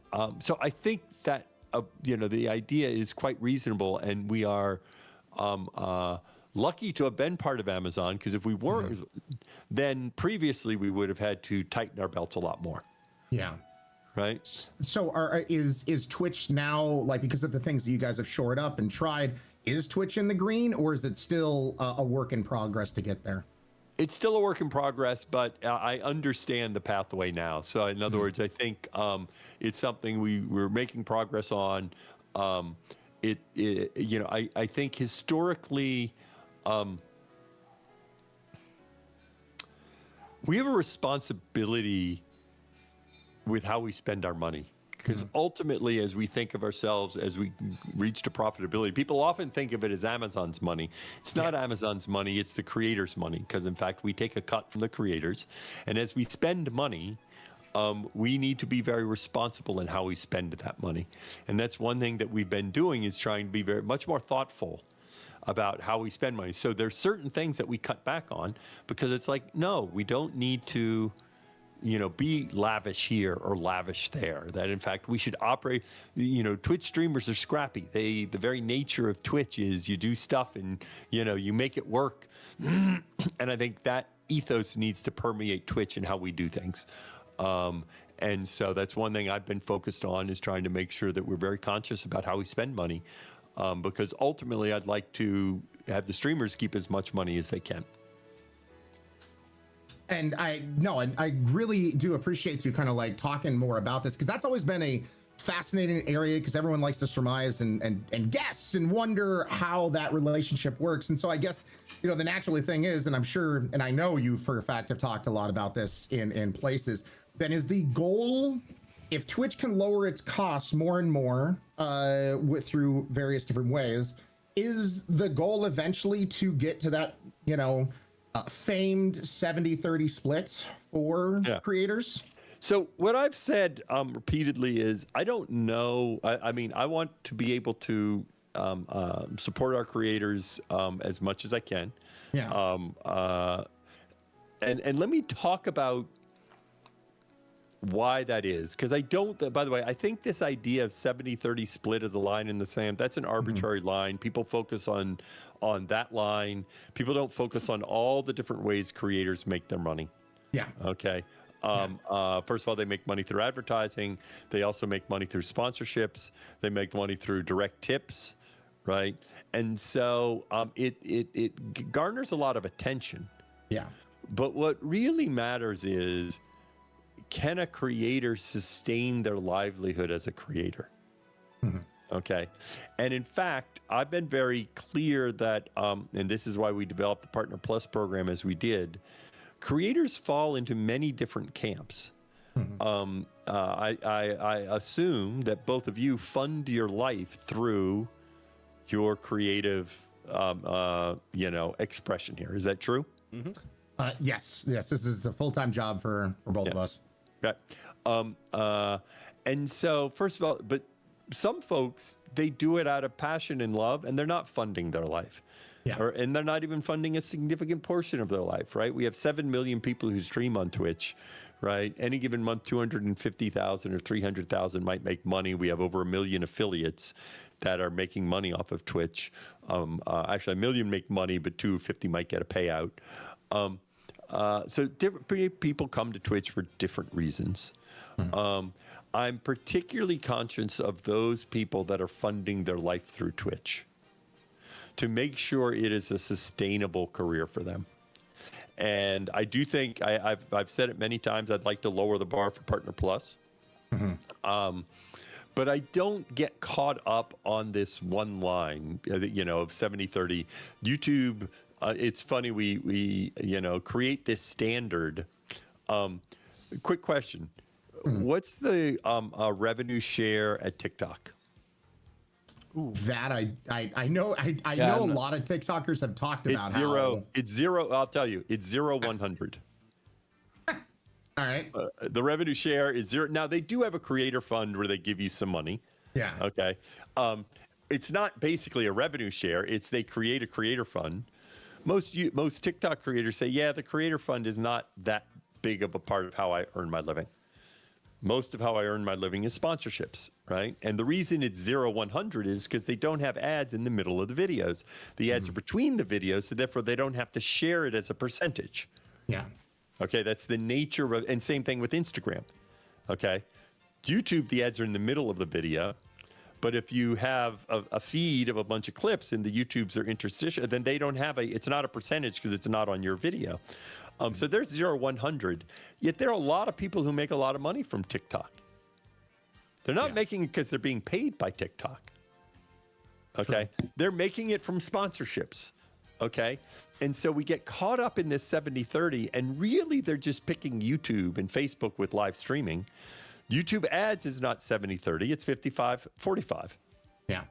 Okay, there are different price points. My main concern is focusing on what can we do to help creators make this a sustainable career. And whether that's through increased rev share or whether that's through helping them make more money through sponsorships, okay, all of that means they put more money, they can, put more money in their pockets so they can fund their lives. That's totally and it's fair. critical for us to succeed because the reason we're here, the more we can help creators sustain their career as live streamers, our success critically depends upon that. So in that sense, our interests are aligned. I guess are you getting at the philosophy of Twitch should be facilitating sponsorships, or more like Twitch should be creating a platform where sponsors are happy to pay to be on it? Yes. Both? Both, because as you get bigger, and I don't know how you two are with sponsorships, as you get bigger, often people end up getting agents, and their agents are effective at routing sponsorships to them, and they function as a middleman. However, there are a lot of creators that have not gone down that path, and they're looking for sponsors, and they're doing it on their own, and they don't have an exclusive deal with an agent. Okay. And so to the extent that, is that the category you two are in? That's the category I'm in. Because of my unique background being a game dev for over a decade, I know the avenues to reach out to game devs. And so I think that's sometimes the disconnect for a lot of gamer-focused streamers, is they don't have that experience. So they do need an agent to help shake hands and grease wheels. Bob, what about you, man? I do not have an agent. I do it myself. But it's I have a lot of, like you, I have connections in different ways from my personal background. But yeah. And so sometimes what we want to do is help you find sponsors, because in fact, the middleman can be helpful. Sometimes what we want to just do is make sure that the platform is more amenable to you going and finding your own sponsors, right? To the extent that we, can help augment your sponsorship, then it's reasonable that we get a cut to the extent. But we also, this is the thing that's often like, the fact that, let's take, for example, our policies that allow direct donations, right? Where we don't actively inhibit direct donations. That is an important matter in which creators get funded, right? Now, should we prohibit direct donations but give 70-30 to everyone? I mean, that would be an option. Yeah. Right? I will tell you, given that is not the option that I have promoted, because I feel like, given where we're at right now, that would be a mistake to say, oh, we're going to give you 70-30, but now people can't donate to you directly. Okay, so we get a cut. And we're going to, if you have a PayPal link, that's a good call. Right. I think it's an easy, we haven't really discussed it, by the way. It's not even like a difficult call. Okay. Yeah. But it's important to note that these all things are part of a broader spectrum. Same thing with, you being able to find sponsors, and because that is part of the creator ecosystem, your ability to get money directly from people and to get money directly from sponsors. And all of that allows you to sustain your business. So what kind of things have you guys put in place, or are you going to be put in place, if you can talk about it, to help bring more sponsors to Twitch partners, Twitch affiliates, and the like? Well, part of what we're doing now is trying to build certain, and we piloted it this past year, and we're going to be leaning into it in the next year, different features that allow the sponsorships to be more effective on screen. Okay, so right now we have I'm going senile with my age, the blank of the phrase we're using. It's basically a plate that goes around your screen from a sponsor. It is I haven't seen it, so I don't even know the term, sadly. Okay, It just think of it as framing the video from the sponsor, right? Okay. So showing immediately that's like, instead of putting hashtag sponsor, it's just, you look at this screen and you know exactly that it's sponsored. And you know the sponsor is sponsoring this, right? Yeah. And that's something that can be used to enhance existing sponsorships, right? Other ideas that we might explore would be, maybe you could imagine a hype train being sponsored, right? Where a hype train is sponsored by so-and-so, right? Because there's certain things that we can do by integrating the sponsor into the product that makes the sponsorship kind of more impactful and more authentic into the stream. Okay, so we want to look for where can we make a more impactful sponsorship. And then next year, part of what we need to be exploring is where we can do matchmaking. This year, what we did was more augmentations of existing relationships that streamers had, meaning that the streamer had a relationship with a sponsor. That relationship could then be amplified by using these features. That was a way to first learn how we could build these features.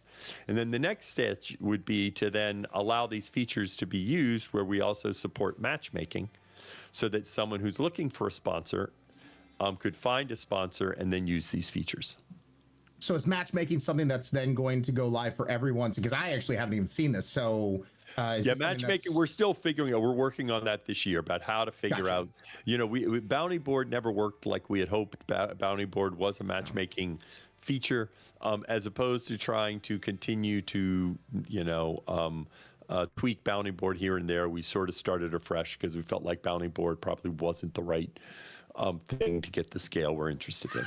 Yeah, I noticed with Bounty Board, it really undersold like how much I felt like the streamer should get for the numbers that they bring in for the audience and whatnot. So that was one of the reasons why I rarely ever used it. What about you, Bob? Did you ever use Bounty Board all that much? I did a little bit, but during when that launched, I was also not streaming on Twitch as much as I am currently. That's fair. So yeah, I guess the thing that's on my mind, and that I am definitely seeing this sentiment in chat too, is you're talking about facilitating sponsorships, but the other angle that you said you're embracing in terms of monetizing the platform is for creators, is building a platform that is, you know, sponsors are happy to be on. And I know you've said the recent terms of service rollback. You said you're working on developing the product right now so that there are settings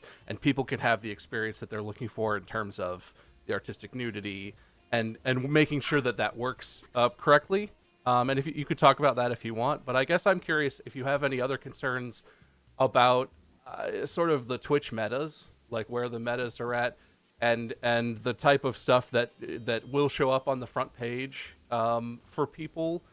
If there's any kind of content that concerns you or that you think concerns sponsors, because I think there's I'm sure you know the sentiment. There's a lot of sentiment where it's like this, you know, why is this on the platform? Why is this being promoted? And what are your thoughts on that? So yeah, by the way, let me go. I think first of all, sometimes people mischaracterize some of the content there. We certainly allow sexually themed content. We do not allow pornography. Yeah. Okay. Although, you know, some people will then equate these two things. Historically, our bar has been higher than what is the bar on YouTube or Instagram or TikTok in terms of attire and other things. Now, we're a different platform because of live streaming. Okay. I do, Bob, you talked about the homepage, which is something which, of course, you know, we a few weeks ago, one of the big updates we said was content that is marked with some of the what we call CCL or content classification labels are filtered from the homepage. And in particular, the content you're primarily talking about is sexually themed content because we do share that about it appearing on the homepage. Now, we also need to always keep an eye out to metas that occur in this space and then update our policies because the nature of this space is whatever line you draw, people are going to be pushing the line. I was going to test just, it. Yeah, that's just not on our platform. Yeah. That happens on TikTok. It happens on Instagram. It happens on Twitter. You know, and so I do think it's interesting. Twitch has a very vocal and active community that has Very lots passionate. of opinions and very passionate. And, you know, they often don't compare the fact of, you know, what's allowed on Twitter, right? Nudity is allowed on Twitter. And what's allowed on TikTok or Instagram, where you can get some very skimpy attire on those platforms, right, that are used. So we're trying to find what is the right balance. We are not interested in going to what I'll call is full. We still have our same attire problems. We still have our policy precluding eliminating pornography. I think it's something that I alluded to the fact that the recent update was absolutely to keep it off the homepage. Yeah. I think it is the fact that there are certain metas, like the censor bar meta, that we need to talk about to make sure we update our policies, because sometimes our creators might think of certain things that it's interesting that may not violate the letter of the law, and then we need to respond to that. So it's absolutely the case that it's something, finding the balance so that there is a line that we have, and for content that we're allowing, to make sure that people are interested in that content, that then it's okay if they see it, but to make sure that it does not permeate or impact other viewers. And for those people, you alluded to this, I think the features that we've talked about, thumbnail is a problem. And in fact, one of the ideas is that we should, for sexually themed content on certain browse experiences, allow for a blurred thumbnail, because it's the thumbnail often that someone might find offensive. And then also we would like to have settings so that you could pick a different CCL label and say, please don't show me any of this content. I think that'd be cool. That'd be nice. I think that would solve a lot of both live and VOD, issues if you could have a setting in that. I think that'd be good. A big issue I could see, and this is another sentiment that I see online and in chat a lot, is obviously the content labels are one of the big tools that you guys have to try and fight with. Like, there's a limit. I know there's a limit to the amount of moderation you can do. If something is mislabeled, people will purposefully, leave off the label that excludes their content from being on the front page or whatever. Do you, if you can talk about it, are there any tools that are being worked on, or do you foresee solutions to people just grossly violating the rules and just trying to get that stuff into these places, even if their account gets banned within the first however many hours, just because it gets them there, it gets the eyes on their whatever they're promoting? Is there anything you can do about that? The interesting thing is, we have found the creators here have been actually pretty good about labeling their content. Our current policy is that we do reclassify things, and then if you keep doing it, we will lock that classification on your content. Okay. My sense is it's actually working. That in fact, this issue, like the things that have happened, there certainly were some things that happened before we had the blocking of CCL content on the homepage. Remember, that was just a few weeks ago. I don't think the problem we were having over the last few weeks was on the homepage. It was more in the browse experience when you would go into certain subcategories. Because in general, now, of course, there's always an exception. The people who create this content, the labeling, and then if you don't label it appropriately, we're just going to lock it, has worked pretty well. I think we can increase the penalty if that becomes an acute problem, but so far, we've seen pretty good compliance with the labeling. And that's where the AI is going to come back around, and we're going to create a T1000 bot to go after you if you step out of line and you don't label your stream properly. And for clarity, that was Ryan saying that. His name is The Only Ryan, is the person who said that. Two ends. For liability reasons, just to clarify. It's a joke for liability reasons. Well, I mean, so with all the categories that you've seen now being a part of Twitch for so long, and for doing what you do, is there any category that maybe it's not even created yet, or maybe it's just been kind of in your head, but is there any category you'd love to see grow on Twitch with everything that Twitch has expanded to encompass? So the interesting, first of all, we use the term category, right? And I'll say this: the categories are very well suited for gaming. They're very poorly suited for everything else. Yeah. When you're playing Fortnite, you're not playing World of Warcraft. True. And it's very deterministic. In the rest of the world, things aren't nearly as deterministic, and this kind of rigid category structure. So I'm going to say broadly, I mean, in general, I think we can still get better about, and it's already grown a fair amount, what I'll call non-traditional Twitch content. Okay, and that whether that's cooking or singing or just chatting, all of that is a form of just engaging more deeply with your community, your podcast. I've often said Twitch has always been a talk platform.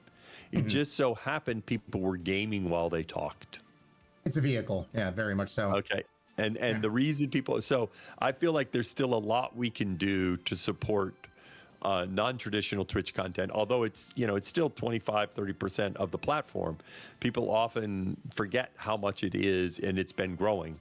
But I think there are aspects of the platform that still make it so it doesn't work as well as it could. And so that would be the biggest area to help support those people with their creative expression to do all sorts of different things. You know, one thing I would love to see, because I mean, I know we've talked about it being very much a live platform, but then we have the VODs. I would love to see being able to tag multiple categories in a VOD. So kind of like, we have the podcast, and then if we go play a video game later, you can have all that listed under that one VOD instead of having to choose one or the other. This is what I'd say. I would like that too. But it kind of doesn't matter. Fair. Nobody uses the category for your VODs. The people who use your VODs are your viewers, and they use it for catch-up. True. Okay, fine. Just blow that out of the water, Dan. By the way, it's a bad nice idea, feature. Ryan. It's just not. Bad idea. No, it's not a bad idea. It's just not the engineering work to do that is probably better prioritized in other areas. Just because you won't get more viewership on your VODs from that. Yeah, fair. Fine. Bad idea, Ryan. Bob, do you have a better idea? I have a question that I don't know that you'll have a very specific answer to, but I've always been curious. We talked a lot about monetization, and you talked about wanting to expand the path for people to get into the Partner Plus and stuff. I guess I'm curious. Generally, does Twitch, or do you have like a philosophy toward all those hundreds of thousands of people who stream every month? Are you looking to convert anyone who is streaming to become an affiliate, to become a partner? Are you sort of indifferent towards that? And if someone finds success, then you're happy to support them. What is Twitch's overall approach to like getting people on that path to partner? Because like you said, people do this for different reasons, and some people are just not trying to be partners. But one of the most common things we get is like, oh, how do I want to be a streamer? How do I make that my job? What do I have to do to become successful? And how do you view that, or how does Twitch view that? Yeah. So let's start. You brought together a number of things that I want to touch. One is affiliate. Okay. In a perfect world, anyone who wants to monetize on Twitch could monetize on Twitch. The only reason we need a bar on affiliate is really to help with fraud. Okay. That because if you let anyone monetize, all sorts of people, and so we need to get you. It also kind of works to make you work a little bit harder at the beginning, right? Because it's like, okay, I gotta focus, and it teaches at some level the friction. Live streaming is something that, as you know, takes a fair amount of effort and commitment. And so sometimes creating friction early on can help people realize, oh, this isn't just something I'm going to do this Tuesday, and then I'll do it again in 3 months, and then I'll do it in 2 weeks, and then that isn't how it works. So creating friction helps people realize. Now, but that's the affiliate bar, which is already pretty low, right? That, if you work at it, you can, pretty much anyone who wants to can pass the affiliate bar. They have to commit a little, but it is there in part to teach you what's good habits, and then also to prevent fraud. Having a schedule is important. Yes, and it makes you learn these straightforward things that anyone who streams regularly knows. Yeah. Now there are a lot of people that say, "Oh, tell me how." They use this partner as a euphemism for, I would like to have a big enough community where I can fund a part of my life as a creator on Twitch. Yeah. right? And partner becomes this like phrase for that. But actually what they're saying is, I would like to be able to fund part of my life by being a creator on Twitch. Yeah. And it is that passion that is the foundation of what makes Twitch successful. Now, the reality of any creative endeavor is there will always be more people that want to creative express themselves than our platform can fully support to realize that dream. There are more people who want to be actors than there are acting jobs. There are more people who want to be musicians than there are musician jobs. There are more people who want to be painters. That is the nature of the creative endeavor. Yeah. And as we succeed and help more people succeed on Twitch, that just means more people will want to succeed on Twitch. Mm-hmm. And so this idea that that goes away, I think, is a fallacy. Mm-hmm. Okay. We do want to make it so that those people that, you know, have the talents, have the hard work, that they have a better chance of succeeding on the platform. That benefits us. And one way I phrase this is, to be as successful on Twitch, there are three components. One is some degree of talent and ability. Okay. Another is some dedication and hard work, where you're going to learn things, you're going to get better, you're going to have a schedule, you're going to show up, you're going to do this stuff. And then a third thing is some degree of luck. Being in the right place at the right time. Yeah. Every profession has a combination of these three things. Myself as a computer scientist, and my success in my career has some combination of the talent I was given, the hard work I put in, and being in the right place at the right time. Anyone that tells you they did not benefit from luck in their success in their life is lying to you. In almost any profession. Okay. Can I hit the mic drop button? Sorry, just okay. Go on. Yeah. And I will, you know, just by the fact that you're born in America, right, versus born as a poor person in India, helps you be successful. Okay. And of course, you know, I was born as a white person in America, which helps me be successful. Okay. From a middle class or upper middle class family. And so that helps me be successful. I did not earn any of that. And throughout my career, various things have happened where somebody left a position right at the right time so that I could be promoted. And if they had left a week earlier, not a week earlier, a year earlier, I wouldn't have been promoted. Mm-hmm. Right. So that was a long diatribe that says that's true everywhere. Twitch, it's certainly the case that being in the right place at the right time matters in terms of your success, right? And I would like it if we could find vehicles that help discover those people with the talent and the hard work and just change the ratio a little. You're never going to eliminate the ratio. And I don't know what the ratio is between those three things, okay? But ideally, you'd like to make the ratio a little bit more so that hard work and talent is what leads to success. But it will never be deterministic. It will never be that anyone that does the work. And this is the interesting thing. As people, we yearn for these like templates that you just tell me to do. Yeah. That's why everyone go to college and then you can get a job. And of course that doesn't quite work as much anymore because lots of people go to college. So then it's go to law school or go to business school because the idea is I will just do what you tell me to do. So therefore I can have success. And the very nature of being a creator is accepting the impermanence of life.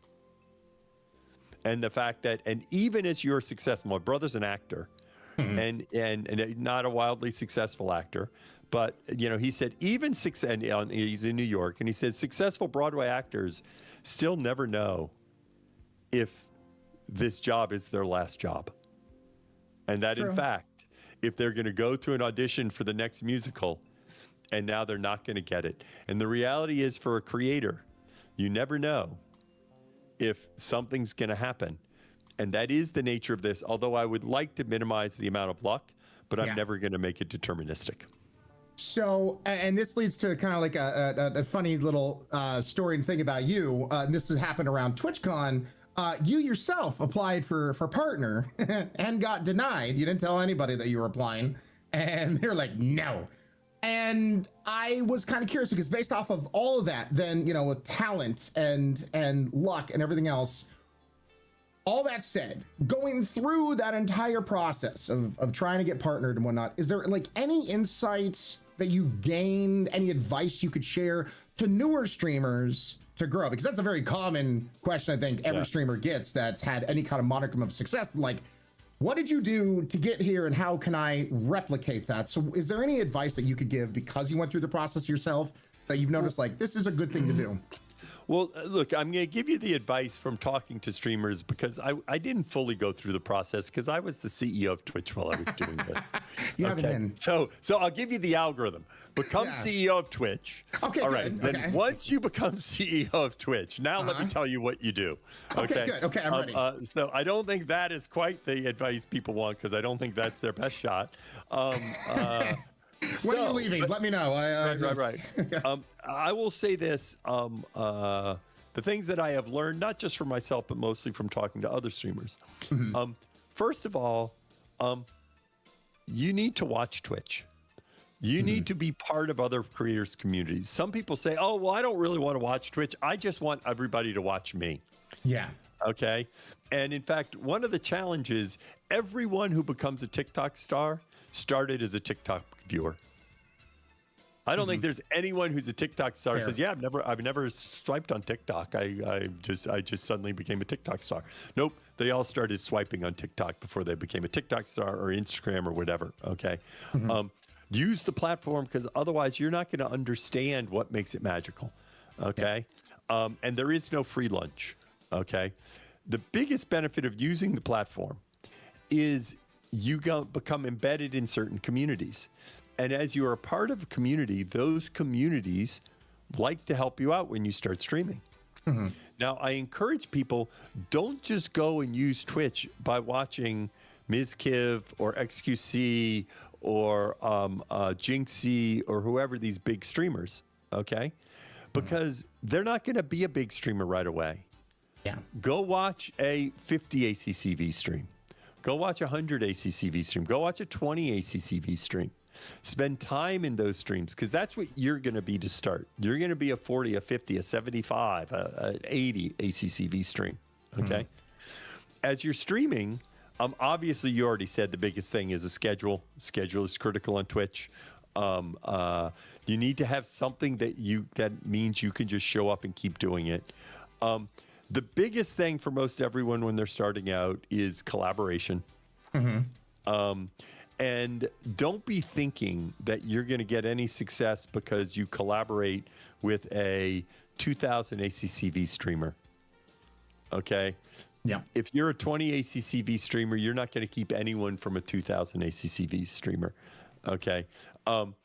If you're a 20 ACCV streamer, you might keep some people from a 100 ACCV stream. Okay? And there are a lot of streamers that love to collaborate. Yeah. Right. Find 5 other 15 ACCV streamers, right, and collaborate together. Right, create content together where you support each other. That's one reason why we're investing a lot in Stream Together because I think the foundation of discovery on Twitch is collaboration. And I'll go to this. Like, I know everyone would like to say, "Oh, I want to become popular just doing Twitch, and I don't want to have to do anything else." Yeah. Okay. Like I understand that's what you want. Okay. And that might work for some people. That works for them. Okay. But whatever you do on your Twitch stream, find a way to quickly create derivative content that you share on other platforms. Okay. That's another thing that we're going to be investing in is making it, right now the clips editor, it's still, clunky. But right now the clips editor works so that you can take your video, put it in vertical, mode. You can export it to TikTok so then you can edit it more on TikTok. So if something cool happens, clip it, create a vertical video, export it to TikTok. You don't have to publish on TikTok. What I do is I export to TikTok and then I go edit it on TikTok to use their editing features, right? Yeah. So that would be my advice. It's really good advice. Is there a is there something? Is there a roast in the oven? No, there's an iPad, and I think and it's still connected. We still have this family, and so it's somewhere. I think it was my daughter calling my mother. Gotcha. She called me on my phone, and I didn't answer. So. You know, one thing I was kind of curious as well, because I've noticed that you tend to do a lot of unlimited IRL kind of backpacks, you know, streaming and that kind of stuff. What so far in your streaming career, Mr. CEO, has been your favorite IRL stream that you've done to date? Ooh, yeah. You see, I've learned not to answer those favorite questions from when my kids were young, because they said, "No, come on. No, which one of us do you love more?" Okay. So as opposed to picking my favorite, I will go off the top of my head, which are the fun ones, because I do really enjoy IRL streaming. Yeah. And let's see. Well, I really enjoyed it at TwitchCon.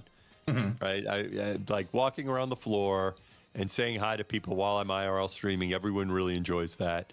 A very notable one I remember is the Extra Emily one. Maybe that's just because I used to live in Austin. I enjoyed showing around Austin. I enjoyed scootering. But there have been a lot of them now, because that's, you know, if I had to choose, you know, what I enjoy doing the most, I like playing the piano and singing. But if I were a full-time streamer, I'd probably spend a fair amount of time doing IRL streaming. Cool. That's awesome. No, I've loved watching. I've actually been looking at some of your clips actually from your channel and whatnot. And I have to say, Dan, here, I'm going to share my screen real quick, and hopefully this works. My favorite has been, let's see here. I think Bob has to enable for it to show up. Yes, if Bob's the host, then he has to. He has to go. Yeah, okay, I trust this idiot. Yep. Thank you. Was this one? Oh, here, let me replay this. Are you? I'm going forward and it's going back. I don't know why that is. You got into GTA RP. Yep, I really enjoyed it. I really enjoyed it. And then you said your mom put the car in reverse, just absolutely burning the crap out of people. Is this something that just like one day I'm like, I'm gonna do this? Did that happen because you actually want to do GTA RP? Oh, I'd love to. I've been talking about it, like, since I've been going around meeting with streamers. I've dropped this idea of the character I wanted to play in GTA RP now for like 4 months, 5 months. Just in different meetings. I said, I want to do it. I hadn't just gotten around to making it happen. And then I was in LA and I posted on Twitter, I was like, I'll be in LA. And Spaceboy reached out and said, well, you can come by and I can teach you to do GTA RP. And so it was the impetus. But in fact, right now I'm waiting to, in fact, when we're done here, I need to ping, because I want to get access to NoPixel 4.0, because it's like, of all the different things, the role playing. I also did some VR chat last week, which was a lot of fun. I think the role playing is the thing that fits me the most, because I'd love to have like 3 or 4 characters because I like being in character. Is this your extension of your theater days, essentially? Yes. and I think that everyone was so shocked that that I was able to do it naturally, and they thought I did it quite well. So I do enjoy role-playing games. That's freaking awesome. Yeah. Also, you, sir, much respect, you did a half Ironman on December 7th recently. No, you're confused. I have done 2 full Ironmans. Okay. I am doing a half Ironman on September 7th. Oh, September. Okay. Of next year. In fact, I've been training, and I haven't done any since the pandemic. I kind of got out of the habit. I am not someone who historically was an endurance sport guy. I didn't run regularly. I didn't bike regularly. I didn't swim regularly. And I think it was 2017 is when I started running regularly. And I did my first and then I did my first full Ironman in 2019.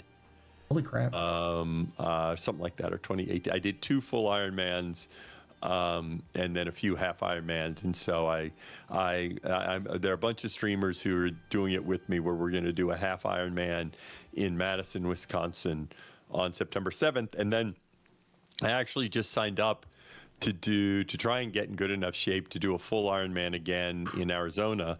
Holy crap. But now that depends, because like I'm getting a lot of time in now, but it'll be interesting to see if I can get enough time in with all the travel I have to do. So, okay, here's the question. I'm actually on my weight loss journey. I've been working out. I have a trainer and all that kind of stuff. Could I join you potentially on the September Ironman? Yes, it would be great. We'd love to have you. And I can give you, because like when I started running, I've always been like, I thought of myself in good shape, but just over the years, I slowly put on weight. But I still play basketball regularly. But I actually probably lost 40 pounds once I started running, and then from diet by the time I did the first half Ironman. And right now, I slowly put some of that back on. So in fact, I recently have lost about 10 pounds, because it's and I have lots of good suggestions as you try to build up from that, because I think it's a great goal and you have enough time. So, well, I mean, we have DMs on Discord and whatnot. For the record, so everybody knows, what is a half Ironman? Half Ironman is, and I'll add one caveat that'll make you a little less apprehensive about doing it. Okay, I'll thank tell you. what Appreciate it. So as I step away from the camera. You swim 1.2 miles. Okay. You bike 56 miles. Okay. Then you run 13 miles. Can I walk slash You can. slowly jog the running No, part? you can walk. Some people walk the whole thing. Okay. All right. Now there is a time limit. Okay. Okay. For the full Ironman, for the half Ironman, you have to finish it in 8.5 hours. Okay. Okay. Now, when I did the full Ironman, my second one, I started where I'd run for 3 minutes, walk for 2 minutes. Okay. Run for 3 minutes, walk for 2 minutes. Okay. And by the end, it started being run for 2 minutes, walk for 3 minutes, right? So there are lots of people who walk, okay, a meaningful portion of it. Yeah. The swimming is no problem. Yeah. I don't know if you swim right. Okay, good. So I was on swim team, like high okay. school, college, that kind of stuff. So the swim part isn't a problem for me. Okay. The thing that determines do you complete it or not is the bike. Okay. Because if you beat yourself up on the bike because you're not in good bike shape, then you're screwed when it comes to the run walk, because you're just totally depleted from the bike. Because if you can get, like, if the bike doesn't like wear you out, then you can do a run walk, right? Or a trot walk or whatever. And you can ping me, anyone that's hearing this, as you're training. Yeah. The biggest mistake that people make in training is they say, I'm going to run. Yeah. And they run at a pace that is uncomfortable, so it's painful to run, and then they do it for a long period of time. Yeah. And in general, when you train, you want to focus on two ends of the spectrum. Okay. Either you want to train with more intervals, where you like run for a minute and a half and then walk for a minute and a half, and you run at a fairly high intensity. Or you go where what's called a tempo run, where maybe you run at a medium high rate for 6 minutes and then run at a low rate for 4 minutes. Or on your long runs, you want to do it at a very easy level. You never want to go in that middle zone where you're just miserable for the 50 minutes. Okay? That doesn't get you in the best shape. Yeah. The best shape is having different types. And in fact, when you go on a long run, like you say, I'm going to go on a long run, there's nothing wrong, even as you're training, with using I'm going to run for 3 minutes and walk for 2 minutes, or I'm going to run for 4 minutes and I'm going to walk for 1 minute. Okay? pick a period that works for you so that then you can go out and run for 45 minutes or an hour or whatever it is. I don't know where you're at on that, but don't feel like you have to run constantly. Okay, I'm gonna talk to my trainer. I have new goals. I've never tried anything like this before. I've been on this weight loss train. I'm 6'5". I'm like 400 pounds, but I've been slowly but surely losing. And you know what? I think this will give me a good kick in the pants. So we'll talk off stream. I'll talk to you. But Now for weight loss, the high intensity is the most important thing, right? In which case you do if you're going to do aerobic exercise, you do it at high intensity and then you walk. Yeah. Okay. And you alternate. And for weight loss, the running for an hour does very little for weight loss. Yeah. Bob, you want to join me? I'm a little behind you on the getting in shape journey. September is just around the corner. We'll talk. Yeah. We'll talk when there's not people watching. We'll see. That's a hard maybe. But no, I love this, and I'm sorry I kind of hijacked it because of this, because I just thought it was fascinating. I've never tried to do anything like that. I think it's pretty cool that you take that on, especially with other streamers and whatnot. So. I wrote up and ping me because when I did the training, I wrote up a blog post that I can find of how I did it. Gotcha. All right. Yeah. Bob, I'm sorry I kind of took us in this different direction. Did you have any other questions, Bob, that you're wanting to we touched on a lot about? of the stuff I was excited about. I don't know if you have a heart out, Dan, but I know we are a little over what we had discussed. So I don't want to take up any more of your valuable time. I just really appreciate you coming and talking to us. This was very fun, and yeah, I had a good time. I was very nervous, but you're easy to talk to, Dan, which is Thank you. Thank you. And I gotta say, I really do. I like somebody at your level, CEOs. I mean, typically CEOs of companies, they don't need to do this kind of stuff. And I'm sure, as I think you've talked about in other kind of streams, where you're like, I'm just gonna go talk to people. And they're like, you could do it in a professional. We have a Twitch studio. You're like, no, I'm just gonna go on streams and talk it, relax. And so I love it that you've taken this approach, because I think it makes it more personable to people, the Twitch, the company itself, which I think is really smart. And as Bob was saying, you are very easy to talk to, and it's nice getting a chance to talk to you and hang out and chat about this kind of stuff. Yeah, this has been great. I really appreciate it. And by the way, are y'all on both of your streams right now?